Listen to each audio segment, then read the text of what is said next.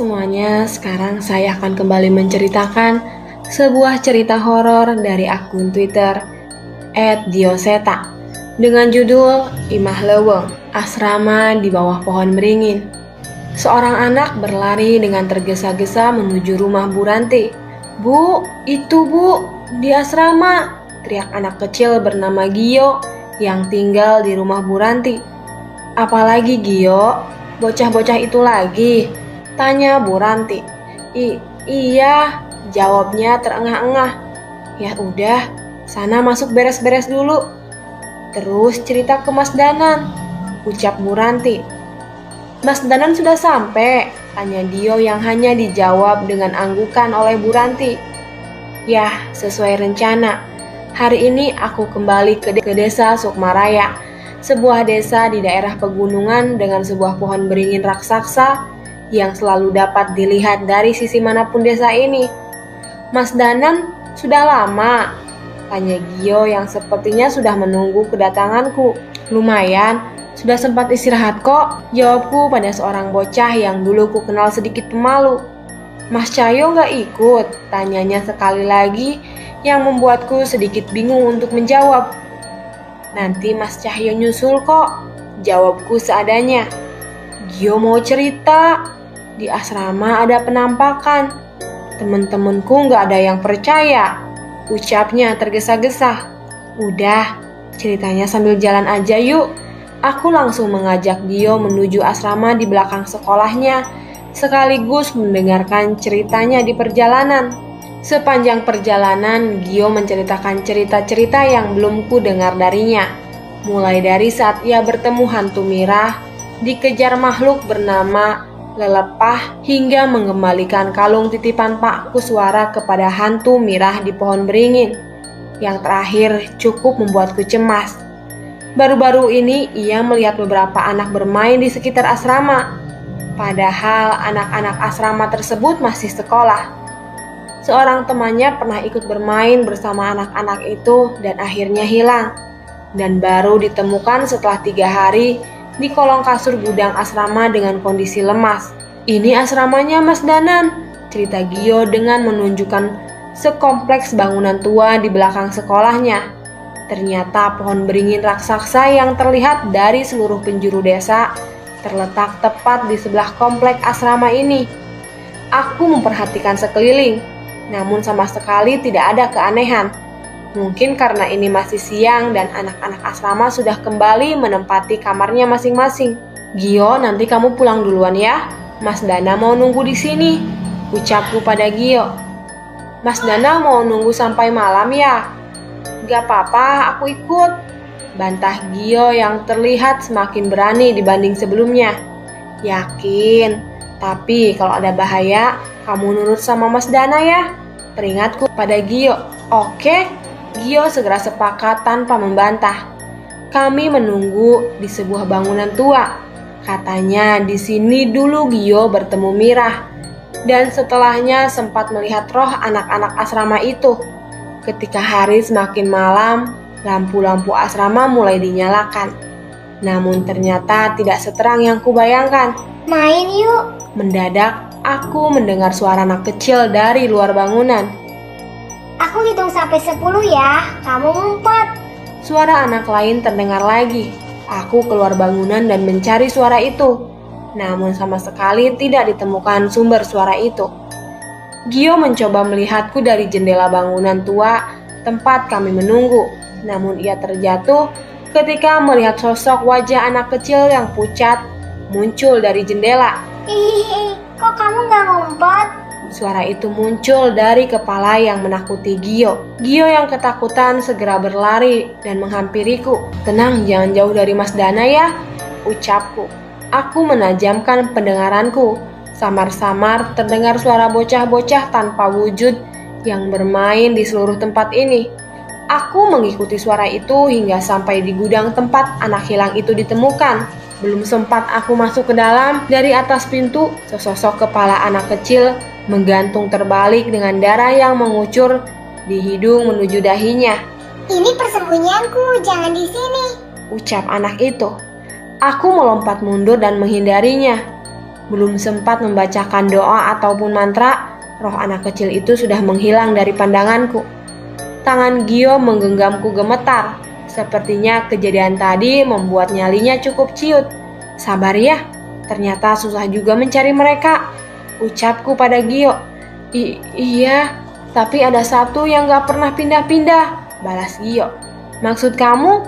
Tanyaku yang penasaran dengan ucapannya. Itu di belakang sekolah ada anak perempuan rambut panjang yang selalu menunggu di sana, jawabnya. Aku segera mengajak Gio ke tempat itu. Setidaknya aku bisa mencari petunjuk dari makhluk yang Gio bilang. Benar seperti ucapannya. Ada hantu anak perempuan berambut panjang menunggu di belakang sekolah, hanya menatap hantu lain yang bermain. Gio, kamu bisa lihat hantu itu? Tanyaku. Sekarang samar-samar bisa mas, tapi sering gak kelihatan juga, jawab Gio. Rasanya aku mulai mengerti mengapa Gio sering berurusan dengan makhluk halus. Sepertinya ia mempunyai kelebihan yang tidak dimiliki anak lain. Kamu kenapa di sini? Gak diajak main? Tanyaku yang mencoba ramah pada hantu anak wanita itu. Hantu itu hanya menggelengkan kepala. Gio hanya bersembunyi ketakutan di belakangku. Sungguh berbeda dengan nyalinya tadi. Namun setidaknya ia sudah berani mencoba. Terus kenapa kamu di sini terus? Tanyaku penasaran.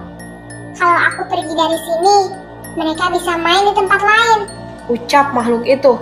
Rupanya hantu ini adalah hantu yang tertua di antara mereka. Sepertinya memang semasa hidupnya ia ditugaskan untuk menjaga teman-temannya itu.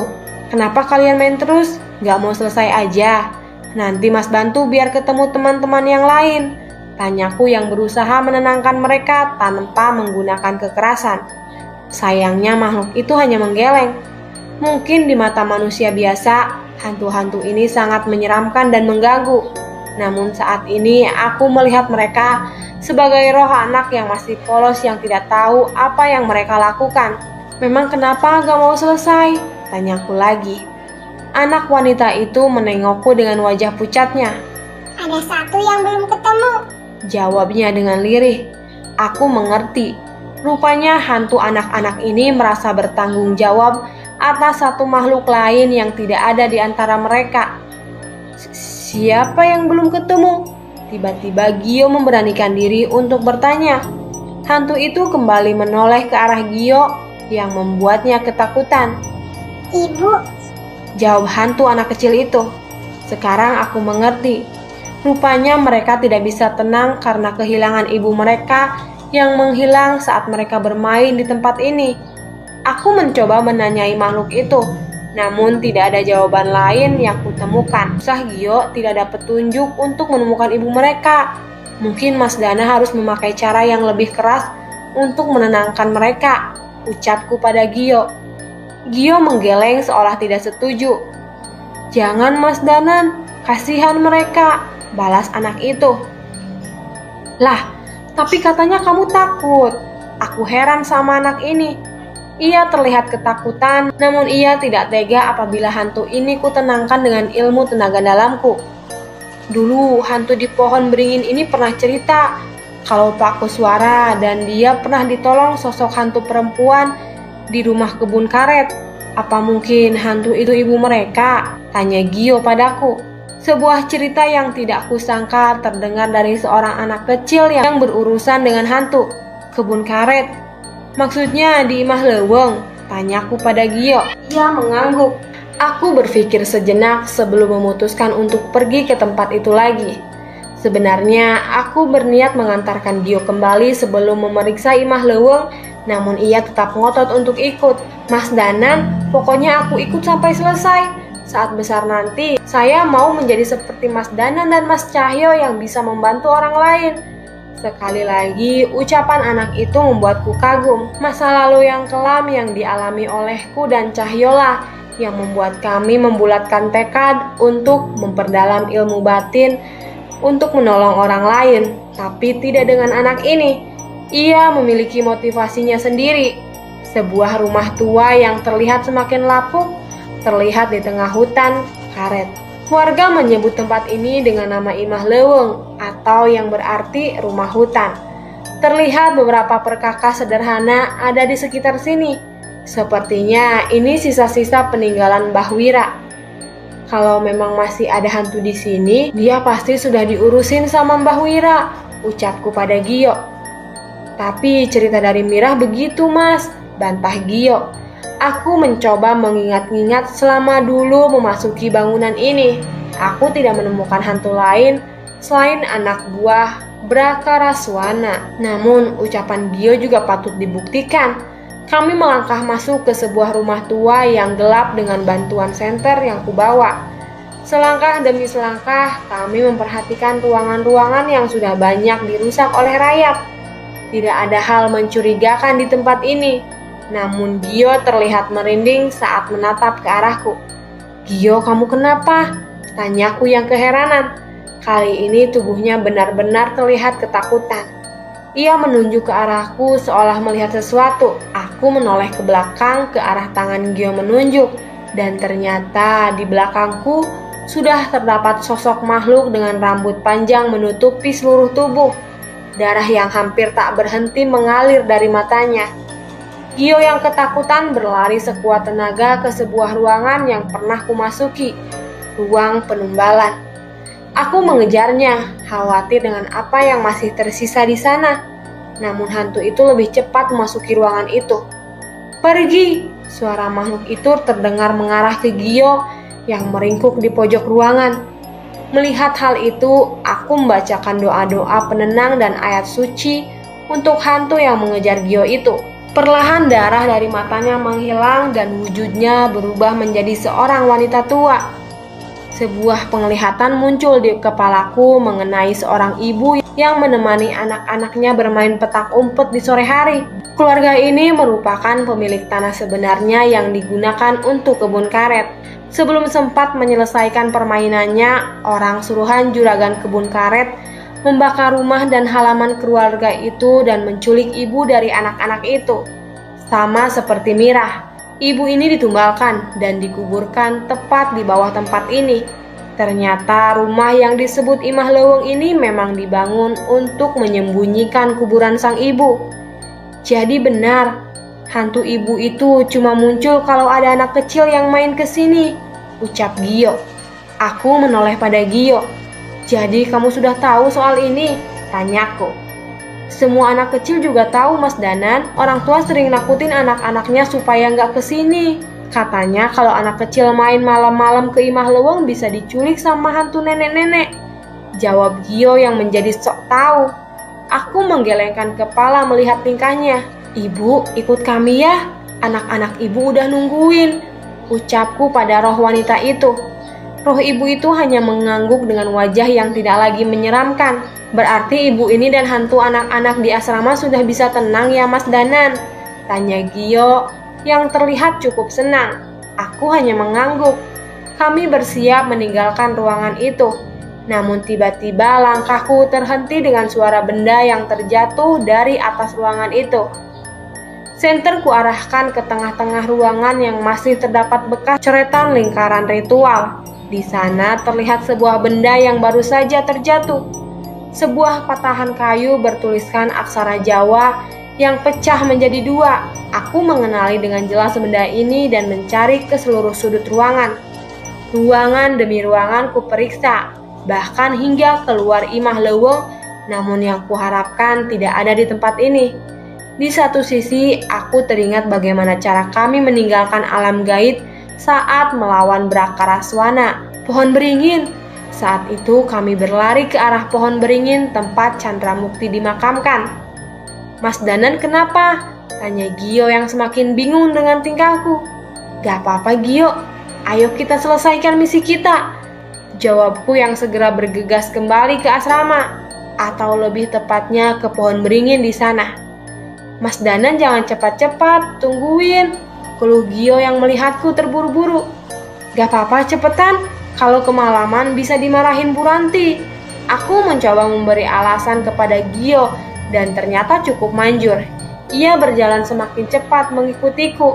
Tak butuh waktu lama, kami sudah sampai ke kompleks sekolah yang jadi satu dengan asrama itu. Aku mencari keberadaan hantu anak wanita berambut panjang tadi. namun tidak kutemukan sama sekali. Begitu juga dengan hantu anak-anak yang bermain petak umpet. Aku mulai kebingungan, namun roh ibu tadi terlihat melayang ke arah pohon beringin. Om Pinta alaihum gambreng. Sayup-sayup terdengar suara anak-anak bermain di tempat ini. Jelas itu bukan suara dari anak manusia. Aku segera berlari menyusul hantu ibu itu dan melihat hantu-hantu anak kecil dari tadi sedang bermain bersama di bawah pohon beringin bersama satu orang dewasa. Mas Danan, itu Mas Cahyo kan? Tanya Gio sambil menunjuk seorang pria yang identik dengan sarung kebanggaannya yang terlilit di bahu. Menyadari kehadiran kami, makhluk bernama Cahyo alias Panjul dengan julukan bocah ketek itu segera berlari ke arah kami. Aku tak mampu menahan air mata haru ketika melihat sahabat terbaikku telah kembali. Namun ia sudah pasti menyiapkan ledekan bila melihat wajahku penuh air mata. Iya Gio, itu Mas Cahyo. Kan Mas Danu udah bilang dia bakal nyusul. Semuanya sekarang saya akan kembali menceritakan cerita dari akun Dioseta yang berjudul Imah Leweng. Sudah 1 minggu aku tinggal di kampung ini. Kampung Sukmaraya yang terletak di kaki Gunung Gede. Sebenarnya tujuanku ke sini adalah untuk mengurus berkas-berkas untuk persiapanku melamar kerja di kota asalku di Jogja. Dulu aku sempat tinggal cukup lama di sini, sampai akhirnya aku pulang ke Jogja dan belum sempat merubah berkas kependudukanku. Perkenalkan, namaku Danan Jaya. Danan Jaya Sambara, panggil Danan saja. Setelah lulus, aku bekerja di pabrik gula pamanku di area Klaten. Namun karena suatu hal, aku memutuskan untuk tidak bekerja lagi di tempat itu dan mencoba melamar di perusahaan swasta. Di kampung ini, aku tinggal di rumah budeku, sebuah rumah di perkampungan yang cukup padat dengan pemandangan yang selalu membuatku rindu, yaitu sebuah pohon beringin besar yang selalu bisa dilihat dari sudut manapun kampung ini. Bahkan saat ini pun aku masih menatapnya dengan ditemani secangkir kopi pahit dan sebatang rokok. Masuk sudah mau maghrib. Tiba-tiba seorang ibu yang lewat memecah lamunanku. Ji bu, maksudnya iya bu, saya lupa saya sedang tidak di Jogja. Masnya bukan orang sini ya? Iya bu, saya dari Jogja, balasku. Mas, di kampung ini kalau sudah maghrib langsung masuk rumah ya, jangan keluar-keluar. Habis ada insiden, cerita ibu itu. Iya bu, sudah dibilangin juga sama bude. Terima kasih diingatkan, balasku. Mangga pamit ibu itu. Cerita ini memang sudah menyebar di seluruh kampung. Sudah hampir 1 bulan dibuat aturan tidak tertulis bahwa setelah maghrib warga dilarang keluar rumah. Berdasarkan cerita warga, sempat ada kejadian misterius di mana seorang anak hilang di kampung ini dan ditemukan tak bernyawa di pinggir sebuah sumur dengan kondisi tidak utuh seolah diserang oleh hewan buas. Selain itu, ada saksi juga seorang pemuda yang diserang sosok makhluk besar saat sedang berjaga malam. Punten, Mas Danan sudah siap? Panggil Kang Asep, salah satu warga desa sini. Sudah Kang, sebentar, jawabku. Malam ini kita sudah janjian untuk melakukan sisir kampung bersama beberapa warga di sini. Bude Ranti memang memintaku untuk membantu warga sini untuk menyelesaikan masalah yang membuat desa ini menjadi sangat mencekam. Yang ikut berapa orang Kang Asep? Tanyaku. Hari ini cuma kita bertiga mas. Begitu saya info Mas Danan mau ngecek ke Imah Leweng, yang lain gak mau ikut. Jawab Kang Asep. Ya udah gak apa-apa. Toh kita cuma ngecek aja. Satu lagi siapa? Pak Kuswara. Itu lagi ngabisin rokok dulu. Lanjut Kang Asep. Pak Kuswara adalah salah satu sesepuh desa sini. Dia bisa dipercaya untuk mengatasi masalah-masalah yang berhubungan dengan hal gaib di desa ini. Malam Pak Kus, sapaku. Malam Mas Danan, sudah persiapan? Balas Pak Kuswara. Sudah Pak, semoga gak ada halangan yang berarti. Ini coba Mas Danan pegang. Nanti dibalikin ke saya setelah kembali dari Imah Leweng. Perintah Pak Kuswara sembari memberikan sebuah kujang kecil. Saya tahu dengan jelas bahwa ini adalah pusaka. Yang saya khawatirkan, jangan sampai energi di kujang ini bentrok dengan energi yang ada pada saya. Namun saya tetap menerimanya karena Pak Kuswara pasti punya tujuan menitipkan benda ini pada saya. Imah Leweng adalah sebuah rumah yang lokasinya berada di tengah hutan di pinggir kampung. Dulunya rumah ini adalah tempat singgah untuk para pekerja di kebun karet yang berlokasi tepat di sisi belakang hutan ini. Semenjak perkebunan sudah tak beroperasi, tempat ini sangat tidak terawat. Saat sampai di perbatasan kampung, kami tidak melihat lagi jalan setapak kecuali rumput-rumput yang setinggi mata kaki. Di depan kami ada hutan dengan pohon jati yang menjulang tinggi. Kondisi jalan yang gelap dan sunyi memaksa kami untuk berjalan lebih hati-hati. Mas Danan masih mau lanjut? Tiba-tiba Pak Kuswara memecah keheningan. Sepertinya Pakku sudah sadar dengan kondisi di sekitar sini. Aku menengadahkan kepala dan melihat kondisi sekeliling hutan ini. Sialan, umpatku dalam hati. Rupanya rasa gelisahku disadari oleh Kang Asep. Emangnya ada apa Mas Danan? Tanya Kang Asep penasaran. Pocong, jawabku. Astaga Mas Danan, kenapa diomongin sih? Peluh Kang Asep sambil mengernyitkan mukanya. Lah, kan Kang Asep yang nanya. Ini juga baru sedikit. Kayaknya semakin malam semakin banyak yang bakal muncul. Lanjutku. Jadi masih mau lanjut Mas Danan? Tanya Pakus lagi. Segini banyak makhluk yang jaga di tempat ini, pasti ada sesuatu yang besar di sana. Kita lanjut dulu gimana Pak? Kang Asep kalau nggak kuat tunggu di sini aja dulu. Lanjutku. Enak aja. Mas Danan jangan bercanda. Masa saya tinggal di sini sama makhluk-makhluk itu? Balasnya dengan kesal. Ya sudah, kita pasang perlindungan dulu. Perintah Pak Kus. Segera Pak Kus duduk bersila dan membaca beberapa amalan yang ku kenal dalam ilmu perisai batin. Tak ketinggalan aku pun mengambil posisi yang sama dengan merapalkan ajian muksa pangresa dengan tujuan menutupi kami bertiga dari niat jahat makhluk yang ada di sini. Kami melanjutkan perjalanan. Pepohonan dan semak belukar semakin lebat menghalangi jalur yang kami lewati. Hanya suara angin dan langkah yang terdengar saat ini. Bade angkat ke mana? Mendadak suara seorang perempuan mendekati kami. Jelas saja kami tidak menghiraukan suara itu. Kami mempercepat langkah kami dan sebuah rumah gubuk tua yang hampir tak berbentuk mulai terlihat. Sekali lagi terdengar suara dari semak-semak. Naon anu anjeun lakukan di dieu? Apa yang kalian lakukan di tempat ini? Suara wanita itu terdengar lagi. Namun disertai suara semak-semak yang tersibak seolah dilewati hewan hutan. Kami pun menoleh, dan apa yang kami lihat, sosok wanita dengan wajah tak berbentuk, dengan bola mata yang tidak lagi di tempatnya. Rambutnya terurai di tanah dengan tubuh bawah, berbentuk ular dengan sisik berwarna hitam. Seketika aku kembali merapalkan amalan-amalan untuk mengusir makhluk itu dari sini.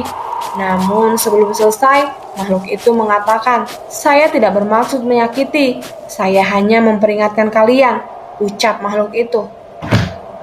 Suara Kang Asep jatuh terduduk. "Apa itu sialan?" teriak Kang Asep yang mukanya mulai pucat. Kukira hanya Pakus dan saya yang bisa melihat makhluk-makhluk ini. Entah kenapa siluman ini bisa dilihat sama Kang Asep. Perjalanan kami lanjutkan dengan sedikit gangguan-gangguan. Namun akhirnya kami sampai juga di lokasi yang kami tuju, Imah Leweng. Sekilas bangunan ini seperti tidak pernah didatangi oleh manusia lagi. Atapnya yang bolong, kayu-kayu yang jatuh termakan rayap benar-benar membuat orang tidak peduli dengan bangunan ini. Aku memberanikan diri memasuki pekarangan rumah tersebut. Alangkah terkejutnya, puluhan tidak, mungkin lebih makhluk putih yang mengganggu kita sepanjang perjalanan tadi muncul berkumpul di sini mengepung kami. Ya, itu pocong. Aku sedikit gentar. Belum pernah aku melihat pocong sebanyak ini di satu tempat. Bukan masalah hantu pocong ini, tapi makhluk apa yang ada di dalam rumah ini sehingga bisa memiliki tumbal sebanyak ini. Aku merasa belum siap. Namun lain dengan Pakus, dia hanya memandangku dan memastikan keputusanku. Kemampuan Pakus jelas mumpuni, tapi untuk mengurus semua ini terlalu beresiko. Oleh karena itu, aku tetap dibutuhkan. Jangan nekat, Mas. Peringat Pakus dari belakang. Aku tetap berusaha maju, dan para pocong itu mendekatiku. Kakiku dicengkram oleh makhluk yang aku sendiri belum sempat melihat bentuknya. Tetesan air liur dari wajah tak berbentuk menetes di telapak tanganku. Rasa gatal yang tak tertahan muncul dari bekas liur itu. Segera aku melindungi diri dengan amalan penyembuh luka gaib dan membakar makhluk itu. Namun jumlah mereka yang tidak terhitung tidak memberiku ruang. Pakus mengeluarkan pusaka berbentuk mata panah yang segera ia bacakan doa dan melemparnya ke tanah. Sontak, setengah dari makhluk itu terbakar dan menghilang. Rupanya benar, di bawah tanah ini terkubur puluhan mayat yang kemungkinan mereka para pekerja kebun karet yang menghilang. Ucap Pakus. Bagaimana dengan Kang Asep? Dia bersembunyi di dekat Pakus. Tidak ada makhluk yang menyerangnya. Kemungkinan ia juga dibekali pusaka oleh Pakus. Tidak terima dengan serangan Pakus, sesosok makhluk bertubuh ular mencoba menyerangku dan melilitku dengan ekornya. "Siapa kalian berani mengganggu tempat ini?" ucap makhluk itu sembari melilit tubuhku. Badanku mulai lemas.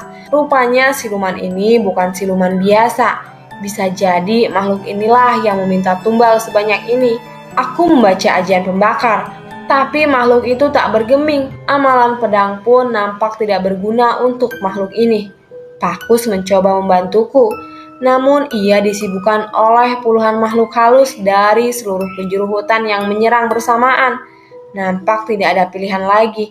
Aku melepaskan sukmaku dari raga dan menyerang siluman ular itu dengan keris pusaka yang telah menyatu dengan sukmaku.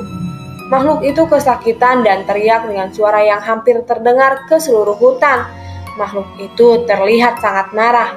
Belum sempat aku kembali ke ragaku, siluman jahanam itu menggigit pergelangan tanganku dan menariknya hingga terputus. "Sialan!" teriakku sambil berusaha menyatukan ragaku. Aliran darah segar membasahi bajuku dan meneteskan darah yang tidak sedikit. Rasa sakit yang tak tertahan membuatku terguling di tanah. "Mas Danan!" teriak Kang Asep yang segera berlari ke arahku. Pakus menyusul Kang Asep. Namun sebelum sampai di tempatku, sebuah pukulan dari makhluk raksasa menghempasnya hingga terguling. Kang Asep mencoba mengikat lenganku. Namun siluman ular itu merebut dan melilitku. Aku mencoba kemungkinan terakhir, menarik keris itu dari sukmaku dan merapalkan mantra yang diturunkan oleh leluhurku. "Jagat lelembut boten dawe wujud, kulo nimbali surga loka surga kayangan, ketuh muli sampun nampani, tekan asa tekang sedanten." Mendadak langit menjadi gelap. Hujan turun begitu deras dan muncul sesosok makhluk. Seorang kakek tua bungkuk berambut putih panjang tergerai menembus rintikan hujan. "Cucu kayak anjing, ngapain kamu manggil-manggil?" umpat makhluk itu.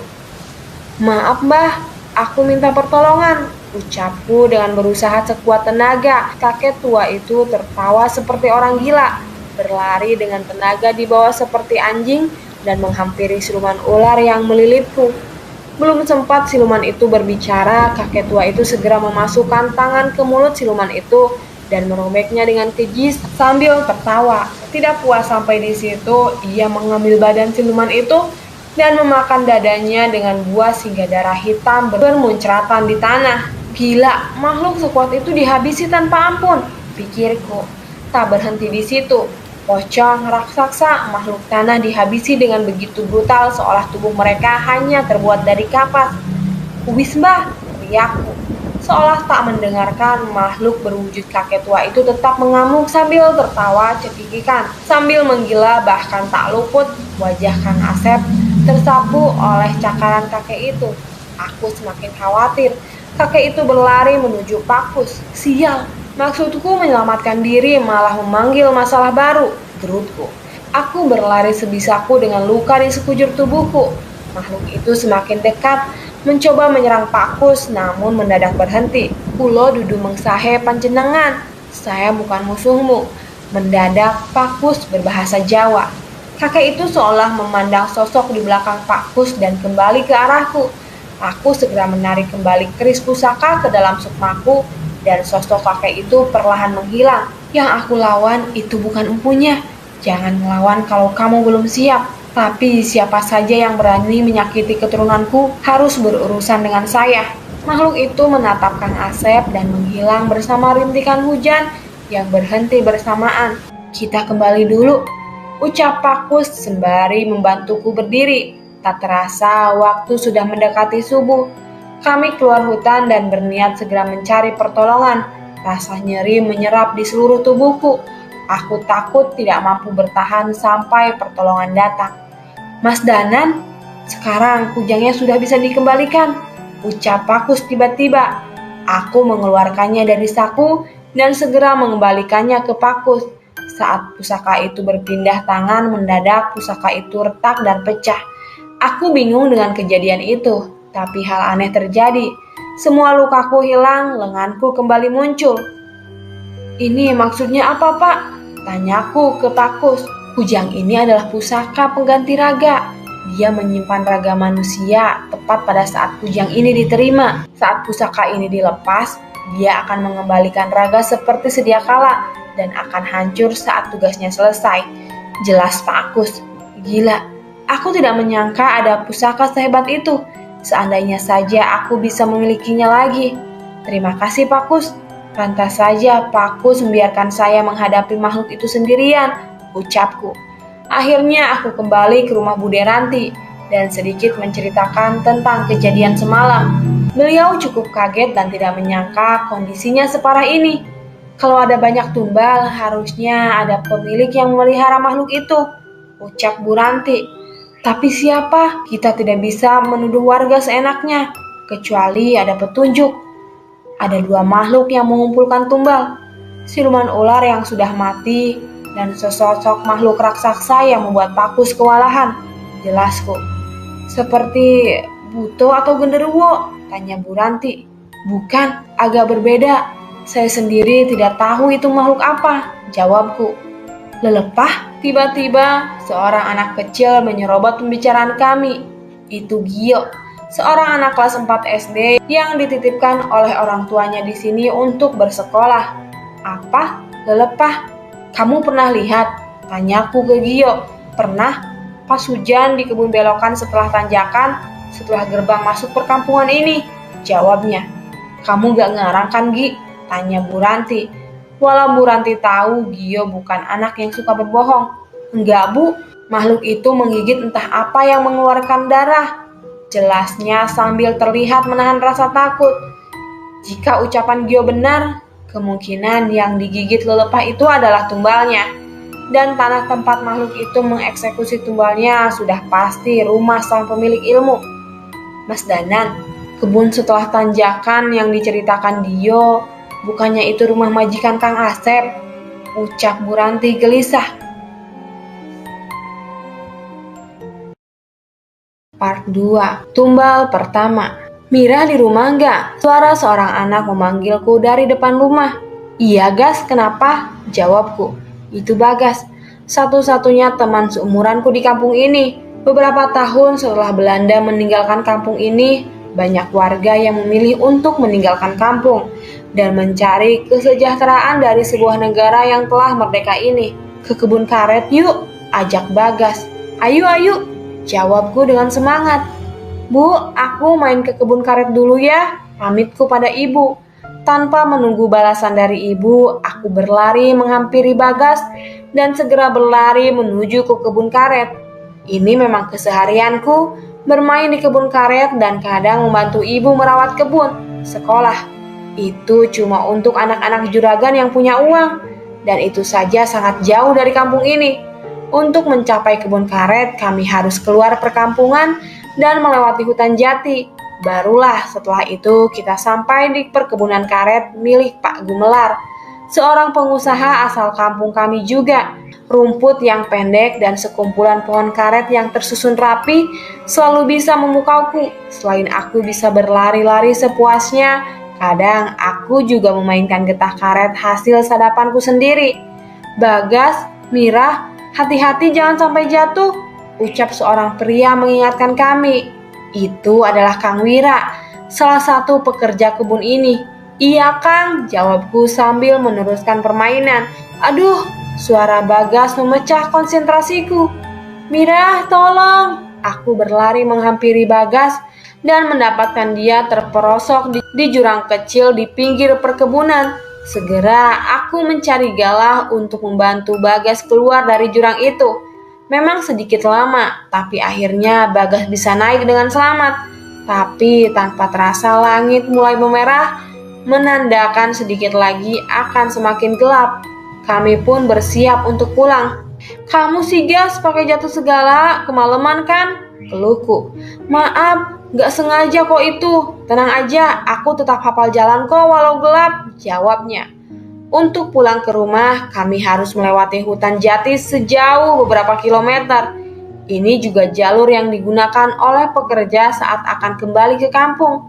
Di tengah hutan itu juga telah disediakan rumah singgah untuk para pekerja, untuk sekedar istirahat atau menginap. Hari semakin gelap. Suasana tidak lagi menyenangkan seperti tadi siang. Suara hewan-hewan malam mulai terdengar dan membuatku ketakutan. "Gas, tungguin, serem nih," keluhku. "Tenang, habis dari sini ada pohon jati besar. Gak jauh dari situ, nanti ada rumah singgah. Di sana pasti ramai," cerita Bagas. Aku menurut saja. Semoga benar apa kata Bagas. Kami semakin masuk ke tengah hutan. Semak-semak tinggi mulai mengganggu jalan kami. Namun perkataan Bagas benar. Ada sebuah rumah di sana. Sebuah nyala lampu Petromax menerangi teras rumah itu. Kuharap ada orang di sana. Kami menaiki teras dan mengetuk pintu. "Punten!" teriak Bagas. Namun hanya ada suara angin malam yang berhembus yang terdengar. "Punten!" Aku ikut berteriak, namun tak ada gunanya. Sepertinya sudah tak ada orang lagi di rumah ini. Angin tiba-tiba tertiup, dan aku tak lagi mendengar suara hewan-hewan malam. Nyala api Petromax di teras mendadak hilang, dan aku mulai merasa tidak nyaman. Ini ada yang tidak beres, pikirku. Aku menoleh ke arah hutan.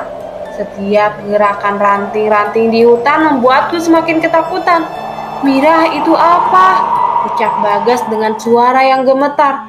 Sosok tangan dengan daging yang sudah tidak utuh mencoba keluar dari dalam tanah tak jauh dari tempat kami berdiri. Sontak aku menangis sejadi-jadinya. Tak hanya satu, tangan itu muncul semakin banyak dari dalam tanah dan mulai mengangkat tubuhnya. Aku tak lagi berani menoleh. Yang kuingat, makhluk-makhluk itu tidak memiliki wajah yang utuh. Hanya tengkorak dan sedikit daging dari kulit tersisa di wajah dan tubuhnya.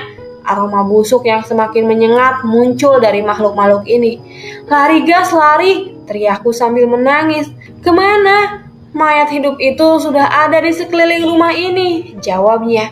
Aku melihat cahaya redup dari dalam rumah. Spontan aku mendorong pintu rumah dan ternyata tak terkunci. Segera kami berlari masuk, menutup dan mengunci pintu dari dalam. Apa yang terjadi? Kami berada di sebuah hutan di tengah hutan, dengan puluhan mayat hidup mengelilinginya. Semoga ini cuma mimpi. "Gimana Mir, aku takut," ucap Bagas. Aku mengintip dari jendela. Tidak ada satupun makhluk itu yang mendekat ke dalam rumah. "Gak ada yang mendekat Gas, semoga di sini aman," ucapku sambil terisak. Hampir 1 jam kami menunggu, yang ada hanya keheningan dan isak tangis kami yang hampir reda. Tiba-tiba ada suara pintu yang dipukul dengan keras. Sontak kami kaget dan lari ke dalam. Aku yakin makhluk yang mencoba menerobos rumah bukanlah salah satu dari mayat hidup tadi, karena tak ada yang sebesar itu di antara mereka.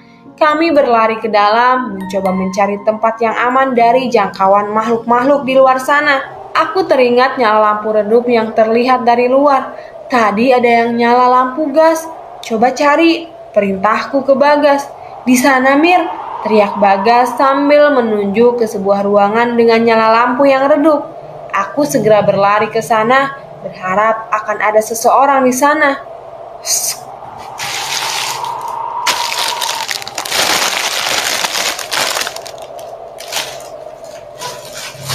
Aku mendengar suara dari belakang. Bagas tidak mengikutiku. "Amira!" teriak Bagas. Bagas terjatuh, sesuatu menyeretnya ke belakang. Aku mengejarnya, namun sebelum aku sampai, aku terhenti. Kakiku bergetar lemas. Sesosok makhluk dengan rambut panjang menutupi seluruh tubuh. Darah yang hampir tak berhenti mengalir dari matanya mengeram erat kaki Bagas dan menahan tubuhnya. "Lari, Mirah!" teriak Bagas. Tapi jiwaku ragu. "Lari, cari pertolongan!" teriak Bagas yang terdengar menahan tangisnya. Aku berusaha keras mengangkat kakiku, menyeretnya sekuat tenaga untuk ke sumber cahaya itu. Ruangan itu seolah menyambutku. Aku berlari masuk ruangan. Ternyata cahaya itu berasal dari 3 buah lilin. Aku mendekat, namun ada yang aneh di sini.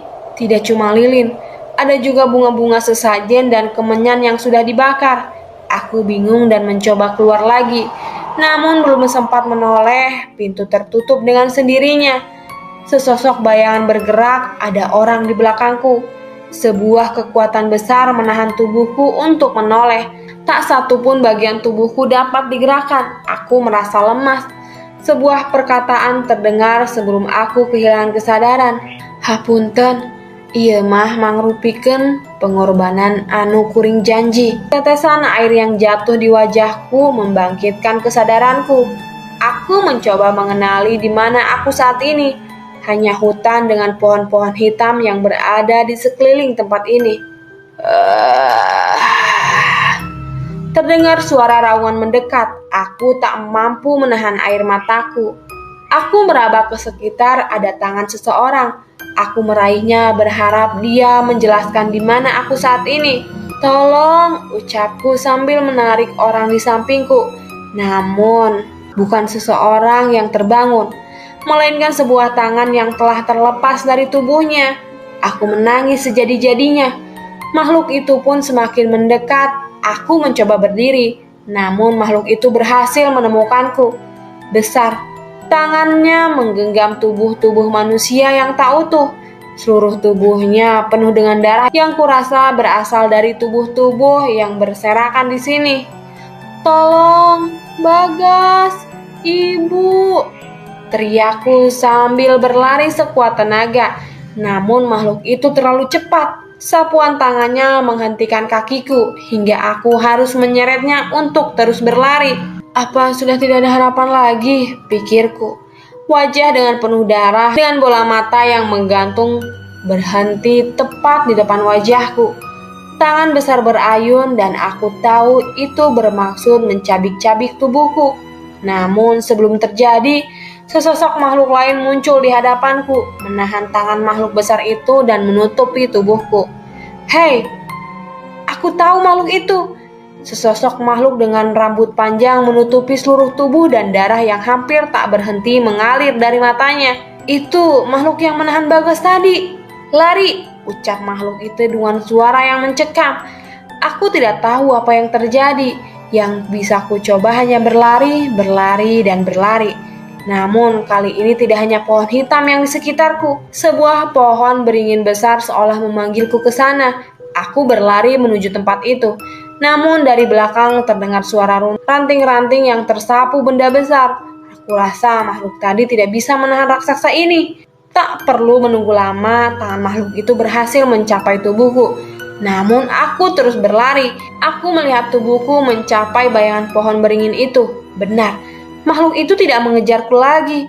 Dia hanya melihatku tanpa berani mendekat. Bahkan hanya untuk kebayangan pohon ini. Seolah kecewa, makhluk itu berteriak, mengamuk dan mencabik-cabik potongan-potongan tubuh yang masih digenggamnya. Cukup lama sampai akhirnya makhluk itu meninggalkan pohon beringin ini. Aku mencoba kembali berjalan sekedar ingin bersandar di bawah pohon ini. Namun ada yang aneh. Aku berjalan, tapi mengapa seolah aku tidak berpindah tempat? Dan mengapa aku bisa melihat tubuhku sendiri tanpa kepala? Hai, aku Mira. Ini Desa Sukmaraya, sebuah perkampungan yang cukup padat dengan pemandangan yang selalu membuatku rindu, yaitu sebuah beringin besar yang selalu bisa dilihat dari sudut manapun kampung ini. Aku suka dengan pohon beringin ini, karena di dekatnya aku merasa nyaman, seolah tidak akan ada bahaya selama aku ada di sini. Aku senang di sini. Sebuah sekolah dan asrama dibangun di sini. Jadi aku bisa melihat anak-anak seumuranku bermain di sini. Tapi hanya beberapa saja yang bertemu denganku dan tidak banyak yang bisa lama-lama bermain. Mungkin karena aku sedikit berbeda dengan mereka, karena aku harus membawa kepalaku dengan tanganku agar tidak terjatuh. Kesepian? Enggak tuh. Ada seorang teman yang sering mengunjungiku. Dulu dia seumuran, tapi sekarang dia sudah lebih berumur dan terlihat cukup berkarisma dengan rambutnya yang mulai memutih. Nah, itu dia datang. Kenalin, sahabat terbaikku. Namanya Bagas Kuswara. Bagian 3, Imah Leweng, Dioseta. Perang gaib. Jangan berani-berani kalau belum siap. Kamu gak tahu siapa yang kamu lawan. Ini bukan pertarungan. Ini perang. Aku tersentak dari tidurku. Teringat dengan jelas sesosok bayangan makhluk besar memperingatkanku dalam mimpiku. Waktu sudah menunjukkan pukul 8. Segera aku mempersiapkan diri untuk menemui Pak Kuswara. Sudah 1 minggu sejak kejadian di Imah Leweng yang hampir merenggut nyawaku. Namun kami sepakat, kami tidak akan berhenti di sini sampai semua permasalahan ini selesai. Aku tahu, ini seperti bunuh diri. Mengingat, bahkan aku sendiri pun hampir mati saat melawan siluman ular yang merupakan anak buah dari makhluk jahanam yang menjadi asal muasal tragedi ini. Pagi Pak Kuswara, ucapku saat bertemu dengan Pak Kuswara di sebuah warung desa tidak jauh dari tempat aku tinggal. Pagi Mas Danan, sudah sarapan? Sambut Pak Kuswara. Belum Pak, ini sekalian mau sarapan lotek ulekannya Teh Imas, ucapku sambil menoleh dan memberikan kode ke Teh Imas sang pemilik warung. Pak Kuswara menyulut rokoknya, menarik napas cukup panjang dan menghembuskan dengan nafas yang kurasa bercampur dengan rasa keluh. Gimana Mas Danan? Ada petunjuk dari kejadian kemarin? Tanya Pak Kuswara. Iya Pak, ini juga alasan saya kenapa saya ngajak ketemu tanpa mengajak Kang Asep, jawabku. Makhluk besar yang bertarung dengan Pak Kuswara, apa benar itu lelepah? Pak Kuswara memandangku sambil menjentikan abu rokoknya. Kamu tahu dari mana? Anak yang tinggal di rumah budemu itu ya? Tanya Pak Kuswara. Iya Pak, Bapak tahu Gio? Aku menjawab dan menjadi semakin penasaran. Saya sempat membantunya saat dikejar lelepah. Sepertinya sudah sebulan yang lalu, jelas Pak Kuswara. Berarti Pak Kus juga tahu lokasi majikan lelepah itu? Tanyaku. Belum, memangnya anak itu cerita apa? Dia melihat tempat lelepah itu mengeksekusi tumbalnya. Dan alasan aku tidak mengajak Kang Asep karena lokasinya itu ada di tanah milik majikan Kang Asep, jelasku pada Pak Kuswara. Pak Kuswara mematikan rokoknya dan menghela nafas. Maksudnya rumah Mbak Wira? Iya Pak, tapi masih perlu kita pastikan, jawabku. Ya sudah, kapan kita ke sana? Jika memang dia pelakunya, harusnya kita bisa merasakan sesuatu saat masuk ke rumahnya, lanjut Pak Kuswara. Masalahnya Pak, beberapa hari ini saya bermimpi yang memperingatkan bahwa ini bukan masalah biasa. Kita harus siap untuk perang, ceritaku dengan gelisah. Semenjak mimpi itu menggangguku, aku mencoba meminta pertolongan ke seseorang, namanya Cahyo, teman seperjuanganku saat masih bekerja di pabrik gula di Klaten. Kalau Pak Kuswara berkenan, bagaimana kalau besok Rabu kita ke sana? Saya juga minta tolong teman saya dari Klaten untuk membantu, tanyaku ke Pak Kuswara. Baik Mas Danan. Jangan lupa persiapan segalanya dari awal. Kita tidak tahu apa yang kita hadapi nantinya, jawab Pak Kuswara.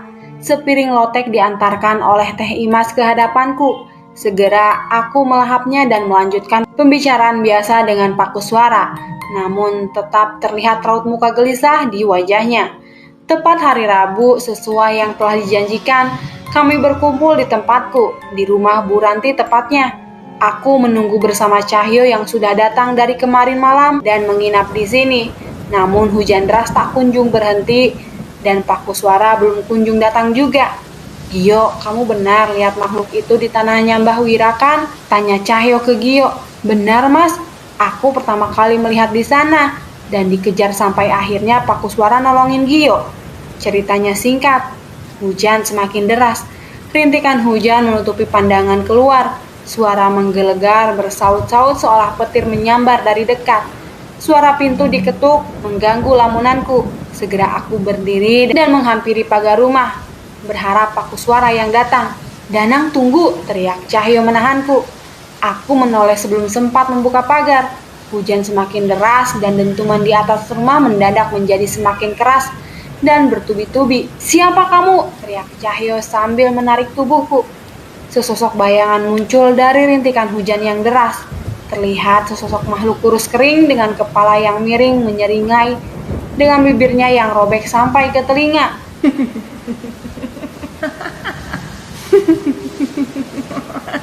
Suara tertawa keras muncul dari makhluk itu seolah meledek kami. Aku membacakan amalan pedang bermaksud menyerang makhluk itu. Namun sebelum selesai, makhluk itu menghilang di balik derasnya rintikan hujan. Suara dentuman menjadi semakin keras. Cahyo berinisiatif keluar dan memeriksa kondisi di sekitar rumah kami. "Brengsek, kenapa kita bisa tidak sadar?" ucap dia kesal. Aku menyusul Cahyo keluar dan melihat apa yang terjadi. "Itu Banaspati," tanyaku pada Cahyo untuk memastikan apa yang kulihat. Banaspati adalah makhluk jahat berbentuk bola api yang kerap digunakan oleh orang dengan ilmu yang sangat tinggi untuk menyerang musuhnya dengan maksud membunuh. "Siapapun yang mengirim ini pastilah orang dengan ilmu tinggi," ucap Cahyo. Bola api itu berputar-putar di atas rumah, bermaksud menyerang dan menerobos atap rumah. Dan jika itu terjadi, pasti sudah ada nyawa yang melayang di rumah ini. Sekali lagi, bola api itu mencoba menerobos, namun yang terjadi adalah benturan. Rupanya suara yang dari tadi kami dengar adalah suara Banaspati yang berbenturan oleh sesuatu. Aku melihat sekeliling, mencari asal energi yang menahan Banaspati itu. Sudah kuduga, itu adalah Paku Suara yang sedang duduk bersila di bawah derasnya hujan dengan merapalkan mantra pelindung. Cahyo mengambil segenggam tanah, membacakan beberapa kalimat doa dan melemparkannya ke kebun kosong di belakang rumah. Banaspati itu menjadi hitam. Makhluk itu menyadari benda yang dilempar Cahyo dan menerjang tanpa ampun. Ledakan besar terjadi ketika bola api hitam itu menyentuh tanah di kebun kosong itu. "Sudah aman," kata Cahyo. Paku Suara membuka matanya dan menghampiri kami. "Maaf Mas Danan, makhluk itu terlalu berbahaya jika saya hadapi sendiri. Terlalu beresiko untuk yang tinggal di rumah," kata Paku Suara. "Enggak Pak, saya yang bodoh. Gak menyadari ada makhluk sekuat itu yang menyerang," jawabku. "Terima kasih Mas. Saya baru tahu ada cara seperti itu untuk mengalahkan Banaspati," ucap Paku Suara sambil menoleh kepada Cahyo. "Nggih Pak, saya yang berterima kasih. Kalau tidak ada pelindung dari Paku Suara, mungkin salah satu dari kita sudah celaka," jawab Cahyo. "Ayo masuk dulu Pak, kita kenalan di dalam saja," ucapku memotong perbincangan mereka. Kami mengeringkan diri, mengganti pakaian dan melanjutkan perbincangan kami.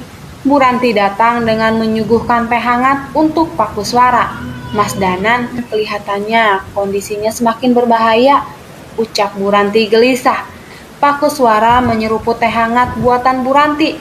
Terlihat menggiurkan, namun aku harus menyempurnakan puasaku untuk persiapan nanti. "Bahaya Bu, tapi mau gimana lagi? Kalau tidak diselesaikan, korbannya akan semakin banyak," jawabku kepada Bu Ranti. "Iya Mas, pokoknya hati-hati ya," sahut Bu Ranti. "Bu, saya titip ini, tolong diserahkan ke Gio. Minta dia membawa ini selama kami pergi," ucap Bu Ranti sembari menyerahkan sebuah benda yang ku tahu itu adalah pusaka berbentuk kalung. "Itu pusaka pengganti raga juga Pak?" tanyaku pada Paku Suara dengan penuh harap.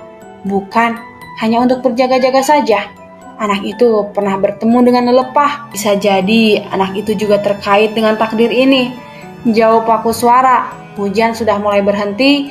Sebelum berangkat, kami berdoa dan menunaikan kewajiban masing-masing sebagai makhluk ciptaan Tuhan yang Maha Kuasa, sekaligus memohon perlindungan atas apa yang akan kami lakukan.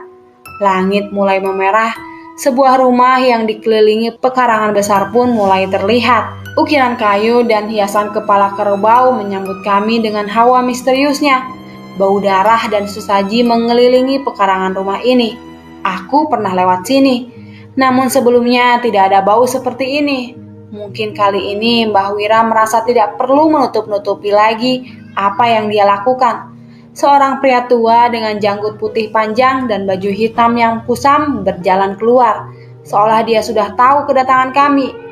Dia adalah Mbah Wira, salah satu sesepuh kampung ini. Namun dia memang sangat misterius.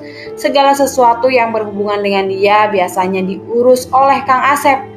Bocah-bocah goblok, kalian gak tahu apa yang kalian hadapi, ucap bapak tua itu. Jadi benar, ini semua ulah Mbah Wira, tanya Pak Kuswara dengan raut muka yang masih tenang. Belum sempat menjawab pertanyaan Pak Kuswara, tanah di sekitar kami mulai bergerak, seolah akan muncul sesuatu dari dalamnya. Benar saja. Sebuah tangan tulang belulang yang terbungkus dengan daging busuk mencoba meraih keluar. Tidak cuma satu, tapi puluhan tangan muncul dari dalam tanah. Bau busuk semakin menyengat. Kami mundur menjaga jarak untuk mencegah hal yang tidak diinginkan. Lain dengan Pak Kuswara, beliau justru maju seolah siap menghadapi makhluk sebanyak itu. Tidak usah khawatir Mas Danan, aku sudah pernah berurusan dengan makhluk-makhluk ini sebelumnya, ucap Pak Kuswara sembari mengeluarkan pusaka mata tombak yang dulu digunakan di Imah Leuweung. Jelma anu geus indit ulah balik, anu geus tenang ulah ngaganggu, anu teu tenang tanpa pamelas ka nyeri. Mata tombak dijatuhkan ke tanah, cahaya bersinar memenuhi pekarangan. Makhluk-makhluk itu berhenti bergerak tanpa perlawanan. Pak Kuswara menghela nafas lega. Nampaknya ia berusaha menghindari pertarungan sebisa mungkin. Tak melewatkan kesempatan, Cahyo berlari ke dalam, mencoba meraih Mbah Wira. Belum sempat menyentuhnya, sosok makhluk raksasa melibasnya hingga terpental. Ya, itu lelepah yang selama ini meneror kampung ini. Cahyo kembali berdiri. Aku tahu serangan itu tidak akan mengalahkannya. Dia pernah berurusan dengan makhluk seperti ini. Sementara Cahyo sibuk dengan lelepah, aku dan Pak Kuswara menerjang ke arah Mbah Wira mencoba menyerangnya dengan maksud melumpuhkannya. Kalian tidak akan bisa membunuhku, ucap Mbah Wira. Kami terpental tanpa menyadari apa yang membuat kami mundur. Energi yang besar muncul dari dalam tanah dan membentuk sebuah bola api persis seperti yang menyerang rumah tadi. Tak menyerah, kami maju lagi dengan menyerang. Pertempuran sengit terjadi di antara kami bertiga. Tak satu pun dari kami bisa menyentuh Mbah Wira. Sampai akhirnya sapuan lengan raksasa dari lelepah membuat Pak Kuswara tersungkur. Darah mengalir dari kepala Pak Kuswara. Cahyo merapalkan mantra pelindung dan segera menghampiri Pak Kuswara. Aku panik. Tanpa kesadaran penuh, aku menarik keris dari sukmaku dan melemparkannya ke arah Mbah Wira. Tak ada yang menahan hujaman keris itu hingga menusuk ke jantung Mbah Wira. Seketika ia tersungkur dan darah segar mengalir dari jantungnya. Aku membunuhnya, pikirku. Belum sempat menghilangkan kepanikanku, pukulan keras dari lepah melemparkan tubuhku. Untung saja mantra perlindung dari Cahyo mengurangi rasa sakit yang ditimbulkan. Kembali aku menoleh ke arah Mbah Wira, namun apa yang terjadi? Tubuhnya hilang. Yang tersisa adalah dua makhluk jahanam yang mencoba menyerangku lagi. Kali ini Cahyo tidak diam dan menahan kedua makhluk itu sendirian. Tenangkan dirimu Mas Danan, ucap Pak Kuswara sambil mencoba kembali berdiri. Lihat ke depanmu. Dari kegelapan di dalam rumah muncul seorang dengan janggut putih panjang dan baju hitam yang tak asing. Itu Mbah Wira. Dia kembali tanpa luka sedikit pun. Kerisku pun tergeletak begitu saja. Jangankan membunuhku, menghadapi makhluk penjagaku saja kalian tak mampu, ucap Mbah Wira dengan sombong. Baiklah kalau itu maumu, balas Cahyo sambil melepaskan ikatan sarung dari pinggangnya. Iya, sarung. Sarung itu adalah senjata andalan Cahyo yang selalu ikut kemana saja ia pergi. Cahyo menggila seperti kera, menaiki tubuh lelepah, menutupi kepalanya dengan sarung dan menghantamkan kepalanya dengan tangan kosong. Lelepah itu meraung kesakitan, membenturkan kepalanya ke pohon untuk menjatuhkan Cahyo. Aku menarik kerisku, merapalkan ajian lebur saketi, sebuah serangan jarak jauh untuk menyerang inti dari Banaspati. tak terima dengan seranganku, bola api itu kembali menghitam dan menerjang ke arahku. Tentunya aku sudah siap. Namun sebelum makhluk itu mengenaiku, sekali lagi, paku suara melemparkan mata tombak ke Banaspati hingga bola api itu pecah tak berbentuk. Aku menoleh ke arah Cahyo, dia semakin menggila. Mata dari raksasa itu dipaksa keluar dengan kedua tangannya. Taring dari makhluk itu mencoba melumat manusia yang sedang menyerangnya. Namun kedua tangan Cahyo menahannya dan merobek rahang lelepah itu. "Mas Cahyo, jantungnya!" teriak paku suara. Sadar dengan petunjuk dari paku suara, Cahyo membacakan ajian pada tangannya dan seolah tangan kanannya berubah seperti lengan kera raksasa dengan cakar yang tajam. Seketika lengan itu menghujam dada lelepah itu, menggenggam jantungnya dan menariknya keluar. Sontak raksasa itu tersungkur tak berdaya. Mengerikan, ya memang. Itu adalah roh bangsa kera dari hutan Wanamarta yang menjadi pelindung Cahyo. Kami segera berkumpul dan menghampiri Mbah Wira. Namun sesuatu yang aneh terjadi. Mbah Wira tersungkur, kulitnya menjadi keriput dan menghitam. Namun ia masih berusaha untuk bertahan. "Mbah Wira!" teriak suara seseorang dari dalam rumah dan berlari menghampiri Mbah Wira. Itu Kang Asep. Rupanya dia menyaksikan semua ini dari awal. Mbah Wira menoleh ke arahku dengan bantuan Kang Asep menahan badannya. "Aku tidak akan mati," ucapnya kepada kami. Belum sempat menjawab ucapannya, Mbah Wira melanjutkan perkataannya lagi. "Aku tidak bisa mati. Seandainya bisa memilih mati, mati adalah hukuman teringan untukku saat ini," lanjutnya. "Kami tidak akan membunuhmu. Hentikan serangan yang kamu lakukan selama ini," ucap paku suara kepada Mbah Wira. "Seandainya saja aku bisa, aku sudah memulai sesuatu yang tidak bisa kuakhiri," jawabnya. Cerita beralih pada sudut pandang Wira. Beberapa puluh tahun yang lalu. "Kang Wira, kadieu." "Kang Wira, kesini," ucap seorang wanita memanggilku. Itu Lilis, wanita cantik dan anggun yang selalu bisa membuatku merasa nyaman. Kami selalu bertemu di sini setiap pulang jam kerja. Di sebuah rumah singgah di tengah hutan, walaupun hanya diterangi cahaya lampu Petromax, wajah cantik Lilis tetap bisa menghilangkan semua rasa lelahku. Baru beberapa langkah aku memasuki rumah, ia sudah berlari dan memelukku. "Kang, Lilis kangen," ucapnya dengan manja. Aku membalas pelukannya. Sikap manjanya membuatku semakin ingin melampiaskan rasa rinduku. Aku menggunakan telunjukku mengangkat dagunya dan tak terasa bibir kami sudah saling bersentuhan. Terbakar oleh nafsu, tanganku pun ikut menjamah tubuh Lilis. Segera aku membuka bajunya dan melihat ada bekas memar di dadanya. Lilis menunduk dan sedikit membuang muka. "Ini ulah siapa lagi, Lis? Si bangsat Gumelar lagi?" tanyaku dengan emosi. Lilis adalah istri Gumelar, juragan pemilik perkebunan karet ini yang sekaligus adalah bosku. Aku memang bermain api, tapi salah satunya karena aku kasihan dengan perilaku bajingan itu yang terus menyiksa satu-satunya wanita yang kucintai. Pagi ini seperti biasa, aku bekerja di perkebunan karet. Tidak ada yang istimewa, hanya pekerja yang mengumpulkan getah karet dan anak-anak dari kampung yang sering bermain di sekitar sini. Sebentar lagi jam istirahat. Ini yang aku tunggu. Sebentar lagi Lilis akan keluar mengantar rantang untuk para pekerja. Namun ternyata tidak sesuai harapan. Teh Riri yang mengantarkan makanan. Ada apa dengan Lilis? Seperti biasa, aku pulang dengan terlambat. Berharap aku bisa menemui Lilis di tempat biasa.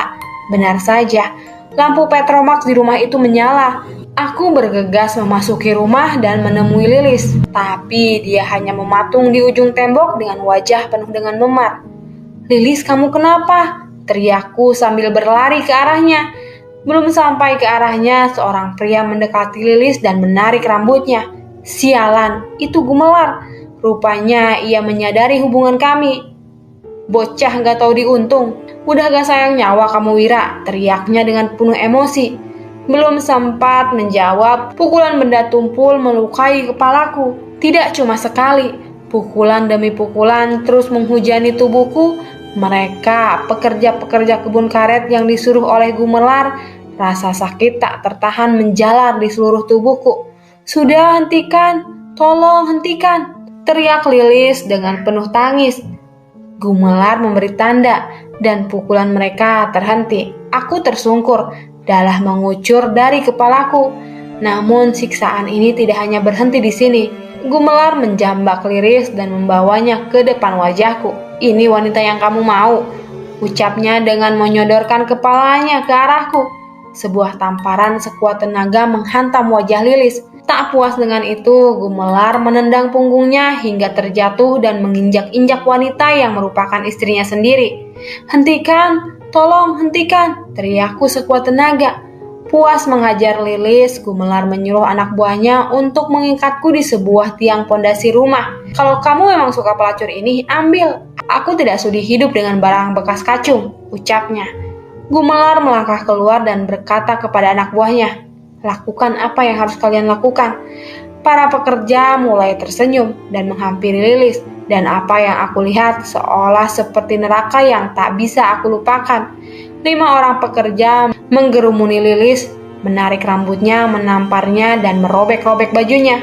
Lilis berteriak sekuat tenaga, namun tidak ada yang bisa menolongnya. 5 orang yang dipenuhi hawa nafsu menjamahi tubuh Lilis di depan mataku. Dendam, aku dendam. Jika aku masih hidup setelah ini, akan aku pastikan kalian akan merasakan yang lebih menyakitkan dari ini, ucapku dengan penuh amarah. Salah satu dari mereka menghampiriku dan menghajarku dengan sebilah kayu hingga aku tak sadarkan diri.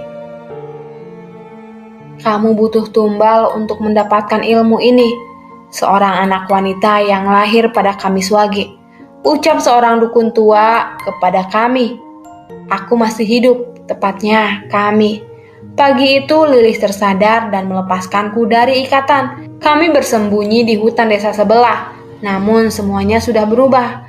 Kejadian malam itu terus membakar amarahku, dan namaku bukan Wira jika aku tidak membalasnya.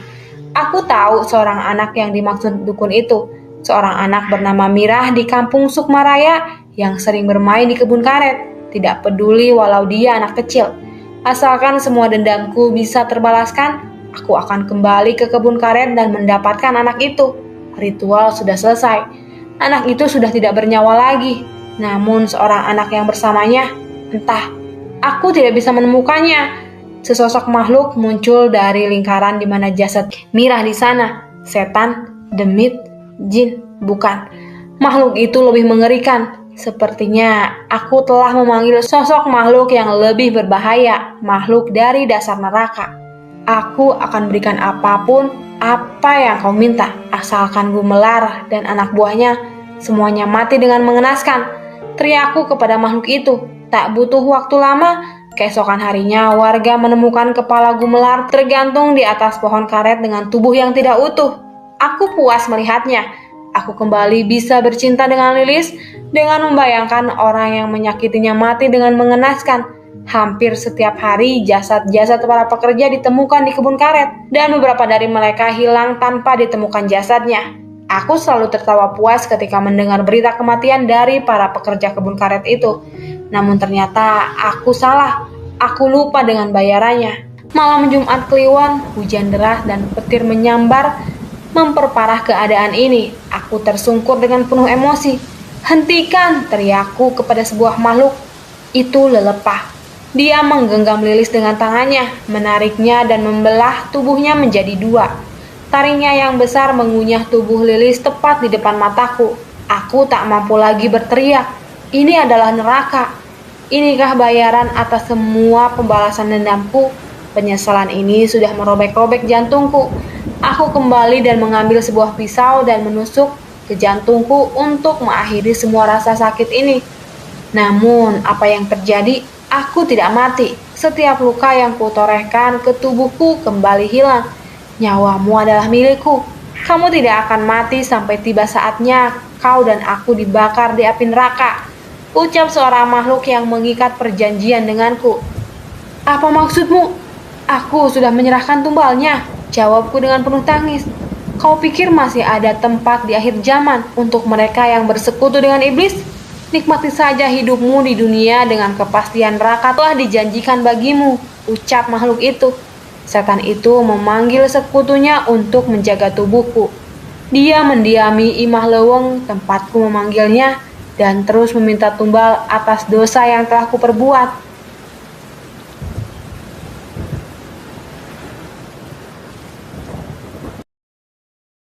Bagian 4, Imah Leweng, para penghuni neraka.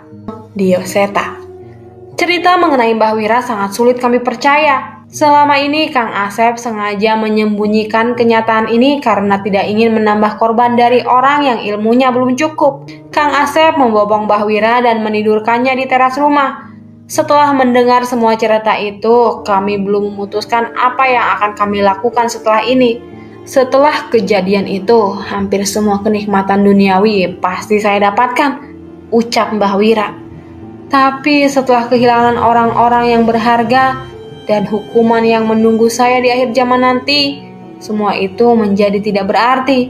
Lanjutnya dengan penuh penyesalan. Kami saling memandang seolah mempertanyakan kebenaran cerita ini. Lantas kenapa kalian menyerang kami? Tanya Cahyo dengan tegas.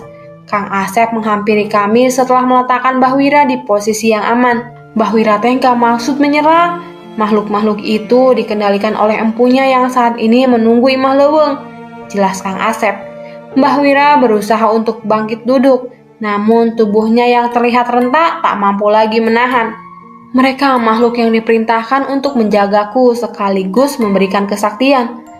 Saat makhluk itu musnah, semua ini akan sirna, setidaknya sampai iblis itu sadar dan mengirimkan utusannya lagi. Jelas Mbah Wira dengan memaksakan tubuhnya. Aku semakin penasaran. Tidak mungkin kami membiarkan makhluk seberbahaya itu tetap ada di dunia ini. Mbah Wira, Kang Asep, sebenarnya makhluk apa yang harus kami hadapi? Tanyaku. Kang Asep memandang Mbah Wira seolah meminta persetujuan untuk bercerita. Kang Asep teh gak pernah ngeliat secara langsung, cuma berdasarkan cerita Mbah Wira saja, ucap Kang Asep. Kami memperhatikan Kang Asep berharap mendapatkan petunjuk mengenai musuh yang akan kami hadapi. Iblis ini teh lahir di sebuah kerajaan jauh sebelum masa penjajahan. Seorang manusia yang haus darah dan telah menghabisi ratusan orang tak berdosa hanya untuk menyempurnakan ilmunya, cerita Kang Asep. Pasukan kerajaan pernah mencoba menangkapnya, namun hasilnya setengah dari prajurit kerajaan dihabisi oleh makhluk itu sendiri. Aku bergidik ngeri mendengar kemampuan dari makhluk itu. Jika itu benar, kami harus bersiap akan besarnya resiko yang akan kami tanggung. Lalu, apa yang terjadi pada makhluk itu? Tanya Paku Suara penasaran. 3 tahun setelah makhluk itu mendapatkan kesaktian, muncul orang bernama Chandra Mukti yang mencoba menghentikan kekejaman makhluk itu. Mereka beradu ilmu hingga keduanya meregang nyawa. Jasad Chandra Mukti dikuburkan di kampung ini, tepatnya di pohon beringin raksasa yang saat ini berdiri di tengah kampung ini. Kami menoleh ke arah pohon beringin yang bahkan masih terlihat dari tempat ini. Di balik kokohnya pohon itu berdiri, tidak ada yang menyangka ada cerita kelam di belakangnya. Bahkan kurasa warga desa ini pun tak tahu cerita ini. Apa yang terjadi dengan makhluk itu? Tanya Cahyo tidak sabar. Kang Asep menarik napas, bersiap melanjutkan ceritanya. Bencana makhluk itu tidak berhenti. Bahkan saat ia telah mati, rohnya bereinkarnasi menjadi sosok iblis haus darah, menjebak manusia-manusia yang mencari ilmu seperti Mbah Wira. Lanjut Kang Asep. Siapa nama makhluk itu? Tanyaku pada Kang Asep. Mungkin saja bila tahu namanya aku bisa mencari informasi cara untuk menghentikannya. Makhluk itu dikenal dengan nama... Sebelum selesai mengucapkan, Kang Asep terbatuk. Namanya... Kang Asep berusaha meneruskan, namun darah keluar dari mulutnya. Kang Asep terjatuh tersungkur. Kami segera mengelilingi Kang Asep. Paku Suara membaca doa pelindung, dan kami berusaha menahan serangan-serangan yang menuju ke Kang Asep. Brakaraswana, ucap Pak Wira dengan memberanikan dirinya. Mendengar nama itu, keris raga sukmaku bergetar. Tak hanya itu, mata tombak Paku Suara pun memberi respon terhadap nama itu. Itu menandakan betapa berbahayanya makhluk itu. Bagaimana caranya mengalahkan makhluk itu? Tanyaku pada Pak Wira. Tidak ada yang tahu. Harus ada orang dengan kesaktian setinggi Chandra Mukti untuk mengalahkannya. Atau cerita Mbah Wira tergantung, atau apa? Cecar Cahyo. Seharusnya makhluk itu memburu tumbalnya sendiri, tapi saat ini tidak pernah keluar dari Imah Leweng dan hanya mengirimkan demit-demit utusannya. Aku sudah memberikan tumbal seperti yang dia minta, gadis yang lahir di Kamiswage. Seharusnya iblis itu mendapatkan tubuhnya kembali, tapi tak sekalipun makhluk itu meninggalkan Imah Leweng. Cerita Pak Wira. Pak Kuswara berpikir sejenak dan menghampiri Mbah Wira. Maksud Mbah Wira teh Mirah? Tanya Pak Kuswara. Mbah Wira menitikkan air mata, seolah menyampaikan penyesalan yang tak termaafkan. Maafkan aku, Kuswara. Aku tahu perbuatanku tak mungkin lagi termaafkan, ucap Mbah Wira. Sudah Mbah, aku sudah memaafkan sejak lama. Dan aku kesini memang bukan untuk balas dendam, ucap Pak Kuswara menenangkan Mbah Wira. Masih ada harapan, makhluk itu belum mendapatkan tumbalnya. Lanjutnya, kami menoleh ke Pak Kuswara, mengharapkan penjelasan dari Pak Kuswara. Namun belum sempat menjelaskan, Pak Wira memotong Pak Kuswara. Tak mungkin, aku melihat sendiri anak itu mati. Dan kamu juga ada di sana kan? Ucap Mbah Wira tidak percaya. Jasad Mira sudah di tangan makhluk itu, tapi ia gagal mendapatkan rohnya. Mungkin itu yang membuat makhluk itu tidak bangkit dengan sempurna, jelas Pak Kuswara. Kalau itu benar, kita cukup menyelamatkan jasad Mira, dan makhluk itu tidak punya kuasa lagi di dunia ini. Lanjut Cahyo. Benar, tapi gak akan semudah itu, jawabku. Sambil mengingat kejadian di Imah Leweng ketika aku hampir kehilangan nyawa saat bertarung dengan setan-setan anak buah Brakaraswana. Pak Kuswardi berdiri, seolah sudah mengerti apa yang harus diperbuat. Kang Asep, jaga Mbah Wira ya. Selama kami pergi, teruslah berdoa dan tunaikan kewajibanmu sebagai umat Tuhan yang Maha Kuasa. Apapun yang terjadi kepada kita setelah ini, tentu saja semuanya atas izinnya, ujang Pak Kuswara kepada Kang Asep. Kami ikut berdiri bersiap meninggalkan tempat ini. Masih banyak yang belum kami mengerti, tapi kami tahu Pak Kuswara akan menjelaskan semuanya kepada kami. Kuswara, dengan sekuat tenaga Mbah Wira mencoba berdiri. Kau tahu di mana Mirah saat ini? Tanya Mbah Wira. Pak Kuswara menoleh dan menjawab pertanyaan Mbah Wira. Dia aman, Chandra Mukti yang menjaganya. Sebuah rumah tua terlihat di depan kami. Tingginya pohon-pohon jati di sekelilingnya membuat rumah itu terlihat kecil. Gelapnya hutan tidak mampu menutupi keangkeran rumah ini. Namun bukan itu masalahnya. Puluhan, bahkan mungkin ratusan demit berkumpul menyambut kami. Kali ini tidak ada makhluk sekuat lelepah dan siluman ular seperti dulu. Mayat hidup dan pocong mendominasi jumlah mereka. Ingat tujuan utama kita, jasad Mirah, ucap Pak Kuswara mengingatkan. Baik Pak, jawabku. Kami tak berniat melayani makhluk-makhluk itu. Kami yakin mantra pelindung yang kami rapalkan cukup untuk menjauhkan mereka dari kami. Pak Kuswara memimpin kami menuju rumah itu. Kali ini ia melangkah dengan penuh keyakinan. Tanpa mengurangi kewaspadaan, kami mengikuti Pak Kuswara. Dan benar saja, sesosok makhluk menghadang kami. Sesosok pocong dengan kain kafan yang berwarna merah darah, seolah-olah warna putih dari kain kafan telah berubah oleh darah tumbal-tumbal yang dia habisi. Kami tahu makhluk ini berbahaya. Cahyo segera menerjang dan menyerangnya dengan sarung kebanggaannya. Namun tak satu pun serangannya menyentuh makhluk itu. Aku lengah. Tiba-tiba wajah makhluk itu berada di depanku. Wajahnya sudah tidak berbentuk, hanya kulit busuk yang bercampur dengan darah. Liurnya menetes dari lubang mulut yang tidak berbentuk lagi. Belum sempat melompat mundur, tangan makhluk itu menerobos kain kafan dan menggenggam lenganku dengan keras. Awas Danan, ucap Cahyo melontarkan sarungnya pada makhluk itu. Makhluk itu terhempas, namun tangannya masih menggenggam lenganku dan membuatku ikut terjatuh. Menjijikan. Makhluk itu menggeliat di atas tubuhku berusaha mendekatkan wajahnya ke wajahku. Bebaskan jasadku. Makhluk itu mencoba mengatakan sesuatu. Sesosok penglihatan masuk ke pikiranku. Terlihat seorang dukun sedang mempraktekkan ilmunya. Dukun itu mencari keuntungan dengan melakukan santet, mengajarkan pesugihan, dan mendalami ilmu hitam. Salah satu tamunya adalah Mbah Wira. Di akhir penglihatan terlihat sang iblis memberinya ilmu menuntut apa-apa yang menjadi haknya. Terlihat mata sang dukun terbakar. Sesuatu menarik lidahnya hingga tak tersambung lagi. Tubuhnya mulai melepuh. Rasa sakit yang amat sangat menyelimuti tubuhnya. Ia harus mencarikan tumbal untuk iblis itu demi menghilangkan rasa sakitnya. "Danan!" teriak Cahyo membangunkanku. Aku melihat sekitar. Sosok pocong itu tak ada lagi. "Kemana makhluk itu?" tanyaku. "Hilang, persis saat kamu kehilangan kesadaran," jelas Cahyo. "Dia dukun yang menjerumuskan Mbah Wira," ucapku sambil mencoba menceritakan sedikit tentang apa yang disampaikan makhluk itu kepadaku, kepada Pakusuara dan Cahyo. Terlihat mereka semakin geram dengan ulah Brakaraswana. "Sebaiknya kita segera selesaikan urusan ini agar tak lebih banyak manusia yang terjerumus," ucap Pakusuara. Kami mempercepat langkah kami. Saat ini pintu Imah Leweng sudah tidak tertutup lagi. Ada hal besar yang akan menyambut kami di sana. Brengsek. Tempat ini tidak bisa lagi disebut rumah. Tempat ini lebih pantas disebut sarang demit, ucap Cahyo dengan kesal. Aku tahu mengapa Cahyo mengatakan itu. Saat memasuki rumah ini saja, sekumpulan demit sudah menyambut kami. Yang paling menarik perhatianku adalah setan perempuan yang merayap terbalik di antara dinding dan langit-langit tembok.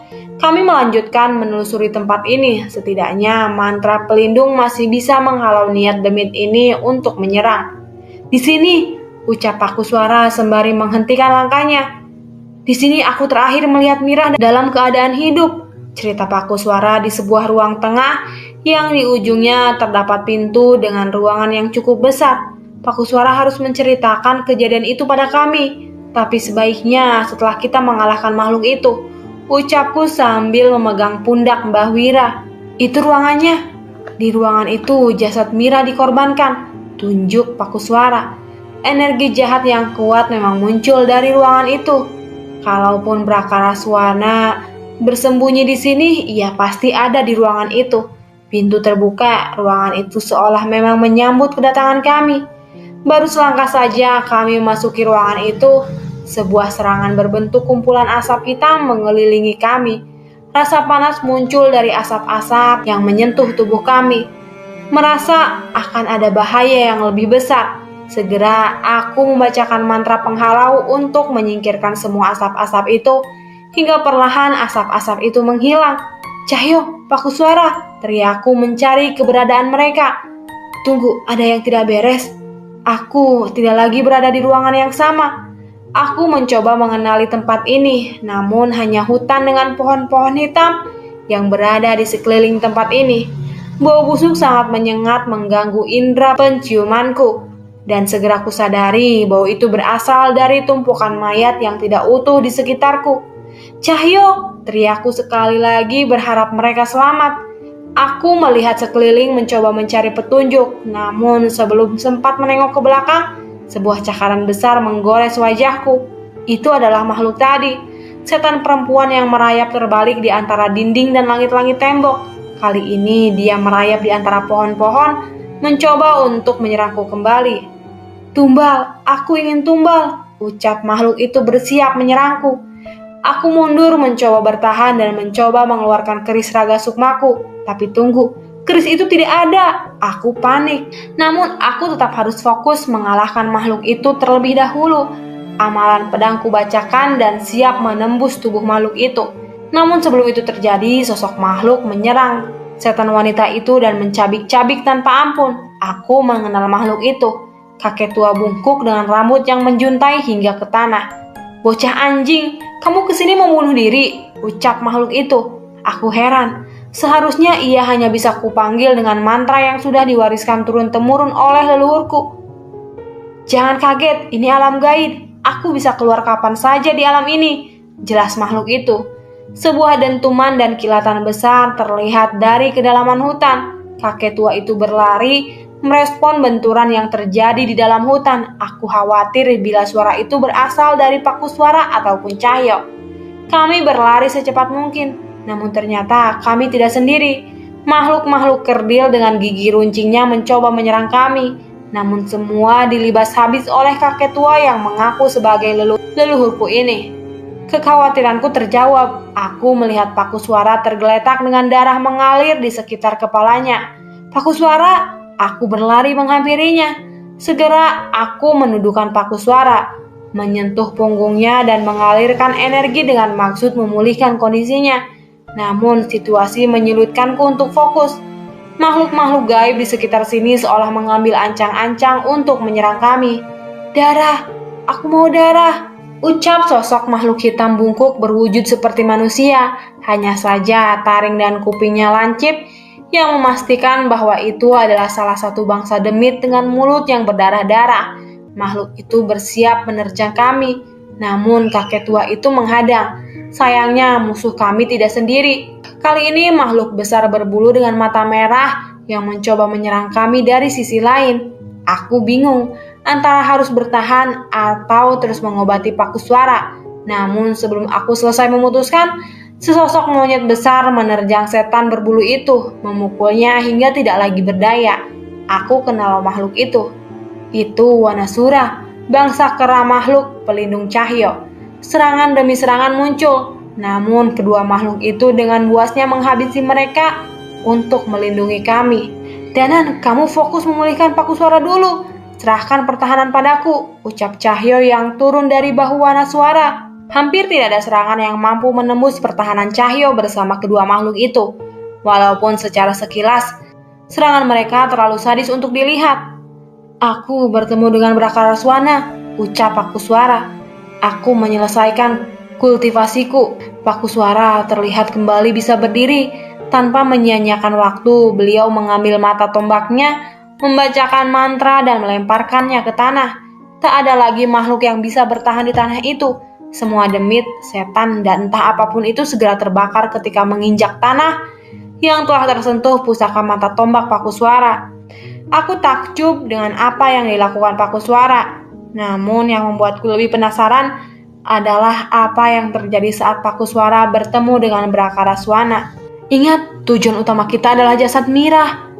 Karena tak ada satu pun dari kita yang bisa mengalahkan iblis jahanam itu, ucap Paku Suara dengan tegas. Apa yang terjadi di sana, Pak? Tanya Cahyo. Kalian akan melihatnya sendiri. Yang perlu kalian persiapkan adalah hati kalian jangan sampai menghitam karena godaan. Jelas Paku Suara, tepat di tengah hutan sebuah padang rumput mati berada di depan kami. Bulan purnama terlihat semakin terang menyinari pohon-pohon hitam yang mengelilingi padang ini. Namun bukan itu yang mengerikan. Terlihat sebuah kepala tertusuk oleh kayu yang runcing dengan badan yang tergantung di bawahnya. Kami kenal wajah itu. Itu kepala Mbah Wira. Tak hanya satu, banyak jasad tertancap di sana. Salah satunya adalah dukun yang diperbudak iblis itu dalam wujud pocong merah. Dan yang terakhir terlihat paling mengenaskan.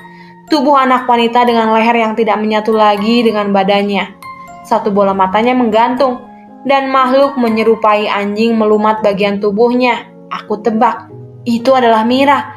Mungkin ini yang menyulut amarah Paku Suara sehingga dengan mudah dikalahkan oleh Brakaraswana. Aku menengok Paku Suara, khawatir emosinya akan tersulut kembali, namun ternyata tidak.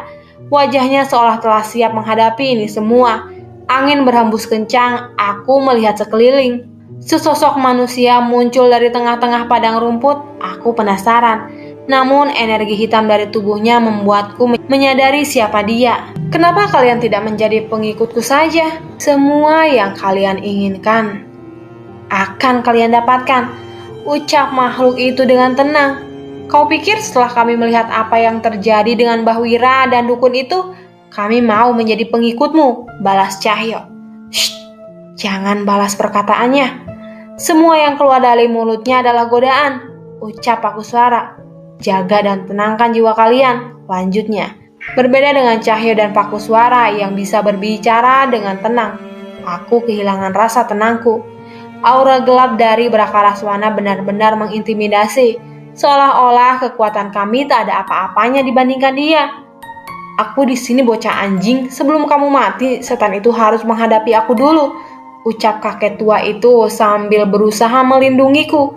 Brakaraswana mengambil sebuah kepala yang tergeletak di tanah, menggigit bola matanya, meremasnya dengan tangannya hingga terlihat darah bermuncratan.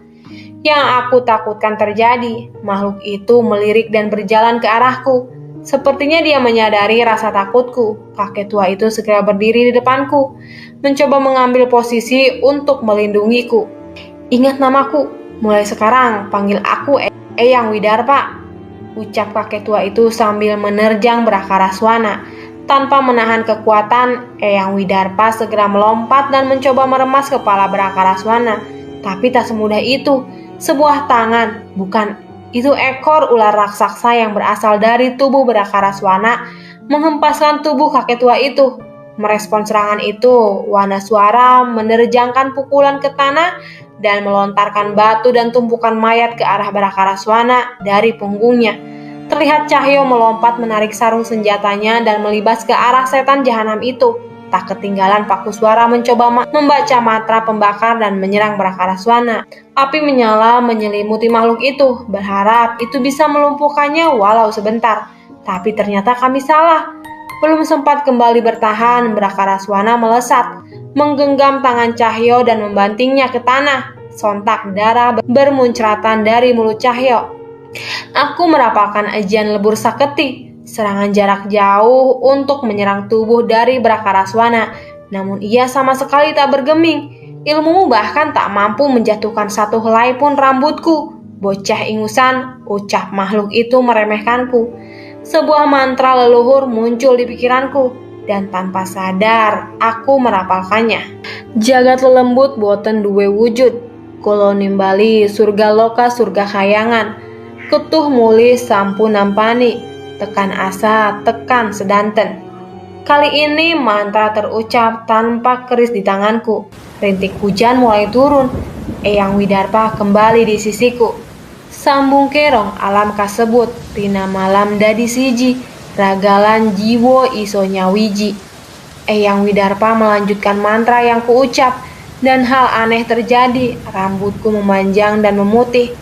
Taring muncul dari mulutku dan tanganku, yang saat ini lebih pantas disebut sebagai cakar.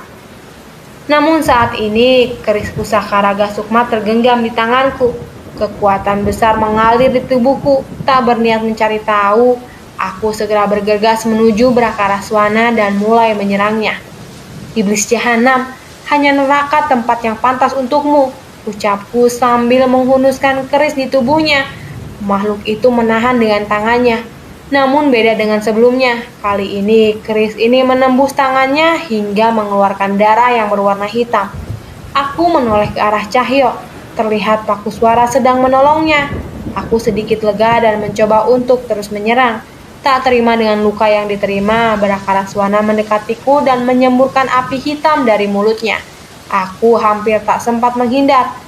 Tapi sebelum mengenai tubuhku, Wanaswara menerjang Brakaraswana hingga serangannya tak mengenaiku.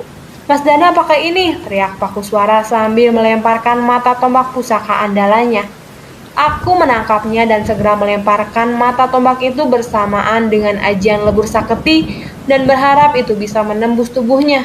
Terdengar makhluk itu merasa kesakitan, sebuah luka kembali terbentuk di tubuh makhluk itu. Cahyo, Pakuswara, serangan ini berhasil, teriakku kepada mereka. Merespon teriakanku, Cahyo bangkit dan berlari ke arahku. Danan, naik ke tubuh Wanaswara, perintah Cahyo. Aku menaiki pundak Wanaswara sesuai perintah Cahyo dan segera Cahyo menyusul menaiki sisi satunya. Tanpa diperintah, Wanaswara kembali menerjang Brakaraswana. Aku kembali menarik mata tombak Pakuswara, mencoba menyerang kembali namun makhluk itu menghindar. Brakaraswana melibas ekor ularnya menyerang kami, namun ditahan oleh Wanaswara. Kita bisa mengalahkan makhluk ini, ucapku pada Cahyo. Cahyo mengangguk. Dia memfokuskan mantranya untuk memperkuat Wanaswara. Pertarungan sengit terjadi. Serangan demi serangan beradu tanpa henti. Tanpa kami sadari, ratusan bahkan mungkin ribuan demit hutan ini berkumpul menyaksikan pertarungan kami. Sekali lagi, aku merapalkan mantra dan melemparkan mata tombak milik Pakuswara. Kali ini, benda itu menancap di dahi makhluk itu. Tidak mungkin. Aku tahu benda ini, ucap makhluk itu tiba-tiba. Ini milik Chandramukti, manusia bangsat. Dari mana kamu dapatkan benda ini? Ucap makhluk itu sambil berteriak sekeras-kerasnya. Kami tak mau meladeni ucapannya. Kalau itu milik Chandramukti berarti seharusnya itu bisa digunakan untuk mengalahkannya. Danan, tarik mata tombaknya. Kali ini gabungkan mantra kita, ucap Cahyo. Aku menarik kembali mata tombak itu dan menyerahkan kepada Cahyo. Sebuah mantra dibacakan olehnya. Tak ketinggalan, aku menarik tenaga dari keris raga Sukma dan menghujamkannya di tubuh Brakaraswana. Makhluk itu berteriak dengan keras. Terdengar sebuah kekesalan terdengar dari teriakannya. Jangan sombong manusia lemah. Jika itu milik Chandramukti, maka hanya cahaya yang sama yang bisa mengalahkannya, teriak Brakaraswana dengan penuh amukan. Api besar muncul dari dalam tanah membakar tubuh Brakaraswana. Kulitnya melepuh terbakar, terkelupas dengan begitu menjijikan, namun tubuhnya membesar dan matanya memerah. Cahyo, Danan, mundur, teriak Pakuswara. Belum sempat merespon, sebuah lengan besar penuh darah menyerang kami. Kami terpental dan berusaha berdiri. Inilah yang membunuh Chandramukti, perjanjian dengan Raka, dan ini juga yang akan membunuh kalian, ucap setan itu. Tak cuma omong kosong, tanpa sempat berdiri, wujud setan itu menginjak Wanaswara. Melihat seekor ular pada Cahyo dan menyerangku dengan pukulan yang bertubi-tubi, darah segar mengalir dari mulutku. Bahkan wujud ini tak mampu menahan kekuatan Brakaraswana. Aku berusaha melepaskan diri, namun tak berguna. Matilah dan jadilah tumbalku, ucap makhluk itu dengan meremas tubuhku dan bersiap menggigit kepalaku. Ternyata kematian belum siap menerimaku. Pakuswara membacakan mantra dan mata tombak yang tertancap di Brakaraswana mengeluarkan ledakan yang mementalkan makhluk itu. Merasa kesal, Brakaraswana bangkit dan menerjang Pakuswara. Mantra pelindung telah dirapalkan, namun kekuatan setan itu terlalu besar. Setan itu menghajar Pakuswara tanpa ampun. Kami menaiki Wanaswara dan mencoba menolong Pakuswara. Namun yang terjadi semburan api dari mulut makhluk itu membakar tubuh Wanaswara. Danan, jasad Mira, teriak Pakuswara dengan darah berhamburan dari mulutnya. Kami tak mempedulikan dan tetap berusaha menyelamatkan Pakuswara. Makhluk itu kembali bermaksud menyerang kami, tapi sekali lagi Pakuswara menyerang dengan mata tombak dan dibalas dengan pukulan yang sadis. Jangan bodoh, selamatkan jasad Mira. Ingat, aku masih ada pusaka pengganti raga, ucap Pakuswara. Mendadak aku teringat pusaka yang diserahkan ke Dio. Bisa jadi itu yang dimaksud Pakuswara. Kami menjadi sedikit tenang dan segera menaiki Wanaswara. Namun yang terjadi setelahnya sama sekali tidak ingin kami lihat. Brakaraswana memukul Pakuswara hingga darah berceceran di mana-mana.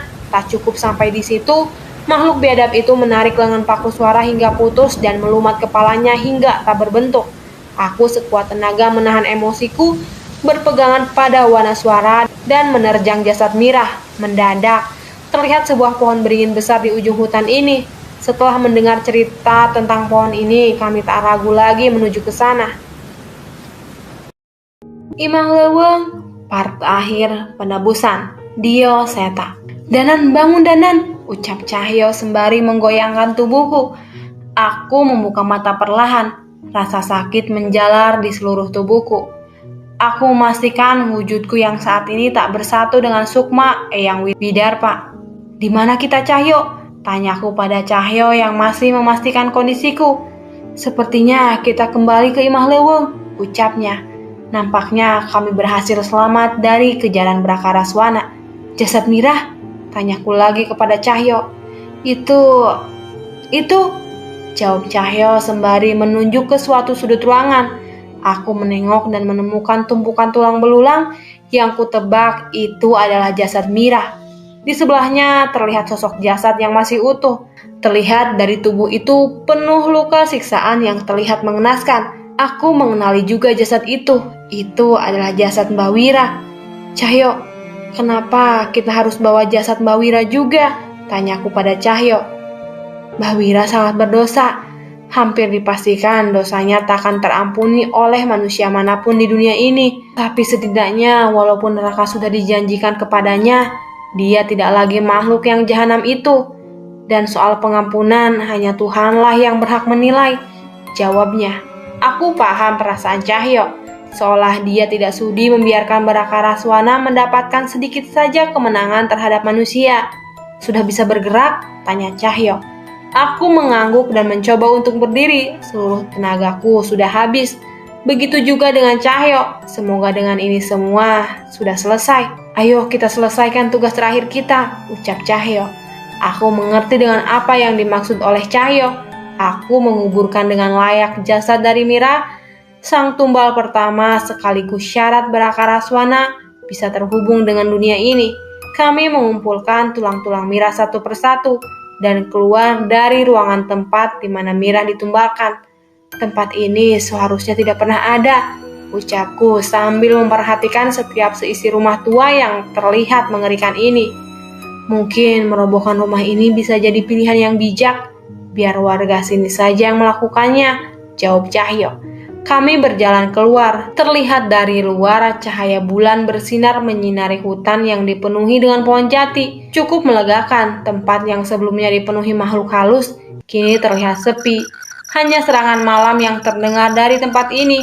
Entah mengapa hal ini menjadi terasa cukup aneh. Sepanjang perjalanan ke desa, kami tak banyak mengobrol. Sepertinya tenaga kami sudah habis di pertarungan tadi hingga akhirnya kami sampai di penghujung hutan jati dan pemukiman desa sudah terlihat dari sini. Cahyo, kita kuburkan di sini saja, ucapku pada Cahyo. Cahyo mengerti. Dia segera meletakkan tulang Mira dan kami mulai menggali dengan tangan kosong. Mau bagaimana lagi? Kami tidak mungkin melibatkan warga desa mengenai cerita tentang Mira ini. Kami menggali cukup lama, namun aku merasa cukup aneh. Sudah cukup lama waktu berlalu, tapi sama sekali tidak ada tanda-tanda subuh akan datang. Semua ini terasa begitu lama. Lubang yang cukup dangkal mulai terbuat. Kami bersiap meletakkan jasad Mira di lubang itu. Namun ada sedikit rasa tidak nyaman dengan keadaan ini.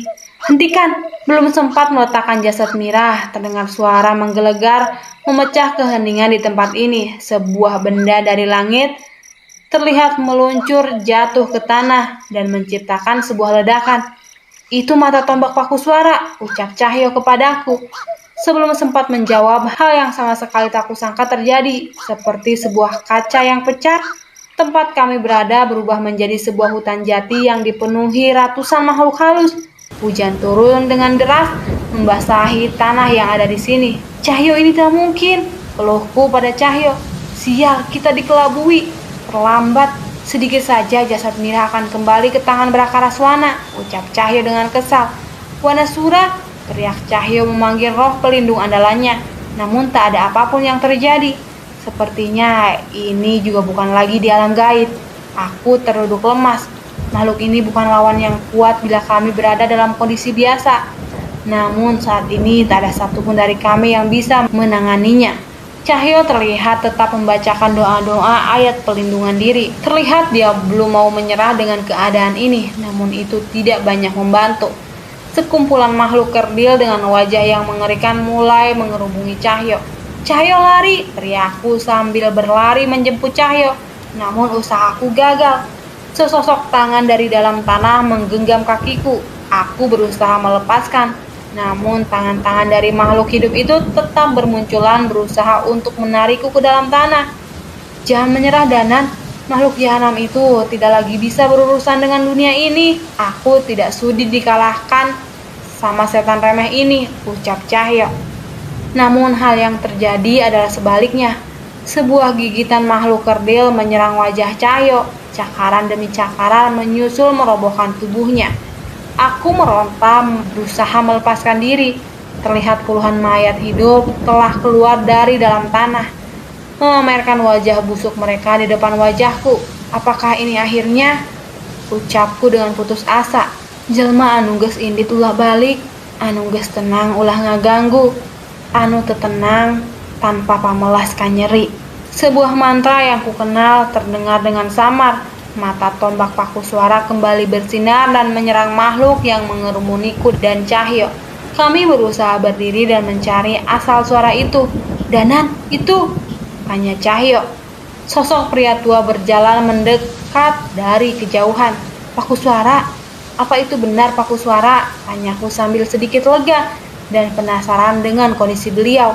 Jadi pusaka pengganti raga itu benar-benar ada? Tanya Cahyo yang juga sedikit lega. Pusaka mata tombak terbang setinggi-tingginya ke atas dan jatuh kembali ke tanah. Berbeda dari sebelumnya, semua makhluk halus yang menginjak tanah terbakar dengan sarangan itu dan jatuh kembali ke tanah. Berbeda dari sebelumnya, semua makhluk halus yang menginjak tanah terbakar dengan serangan itu. Kami berusaha berdiri dan mencoba mendekati paku suara. Tunggu. Kami terhenti sejenak. Orang itu sama sekali tidak mirip dengan paku suara. Yang terlihat adalah seorang pria tua dengan janggut putih panjang dan baju hitam yang terlihat lusuh. Itu Mbah Wira? Aku merasa heran. Kalau yang menggunakan pusaka ini Mbah Wira, bagaimana dengan paku suara? Mbah Wira, jelaskan semua ini, teriakku kepadanya. Mbah Wira menghela napas. Semua serangan-serangan yang mengarah kepada kami dihalau oleh mata tombak paku suara. Tak ada lagi makhluk halus yang bisa mendekati kami. Mbah Wira mendekat seolah bersiap untuk menjelaskan. Sebelum Rakara Suara menghabisi Kuswara membacakan mantra dan mengarahkan mata tombak ini pada jasadku yang kalian bawa. Cerita Mbah Wira. Selesaikan semuanya. Itu ucapan terakhir Kuswara yang terdengar dari mata tombak ini. Dan setelah kalian membawa jasadku ke alam ini, sukmaku yang terjebak di tubuh pemberian Rakara Suara kembali ke tubuh ini. Dan sepertinya kekuatan dari Kuswara memenuhi tubuhku. Lanjutnya, aku dan Cahyo setengah tidak mempercayai hal ini. Paku suara? Bagaimana dengan paku suara? Tanyaku pada Mbah Wira. Dia menghela napas dan menggelengkan kepalanya. Tidak mungkin ada yang bisa selamat dari serangan sebrutal itu, ucap Mbah Wira. Seluruh tubuhku mulai bergetar mendengar jawaban Mbah Wira. Tapi, pusaka pengganti raga? Tanyaku. Tak ada lagi pusaka seperti itu. Kalaupun ada, kamu pun tahu sendiri cara menggunakannya, jawab Mbah Wira. Aku mengingat ke belakang. Kujang pusaka pengganti raga harus dibawa oleh pemiliknya, bukan diserahkan pada orang lain. Lalu yang diserahkan kepada anak kecil bernama Gio itu apa? Tidak mungkin paku suara mati. Aku berteriak sekencang-kencangnya. Rasa emosiku meluap mengingat bagaimana cara paku suara mati. Berakara suara menyerangnya dengan brutal, menarik lengannya hingga terputus dan melumat kepalanya hingga tak berbentuk. Danan, cukup, teriak Cahyo sambil menahan air matanya juga.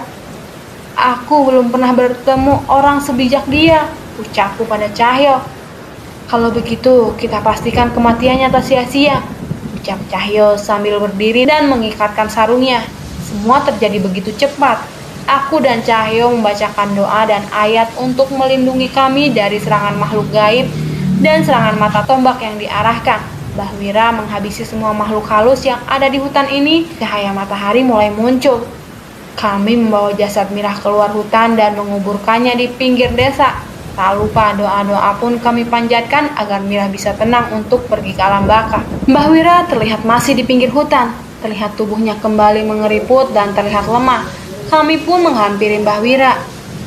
Aku tak bisa lagi bertemu dengan warga desa, ucap Mbah Wira.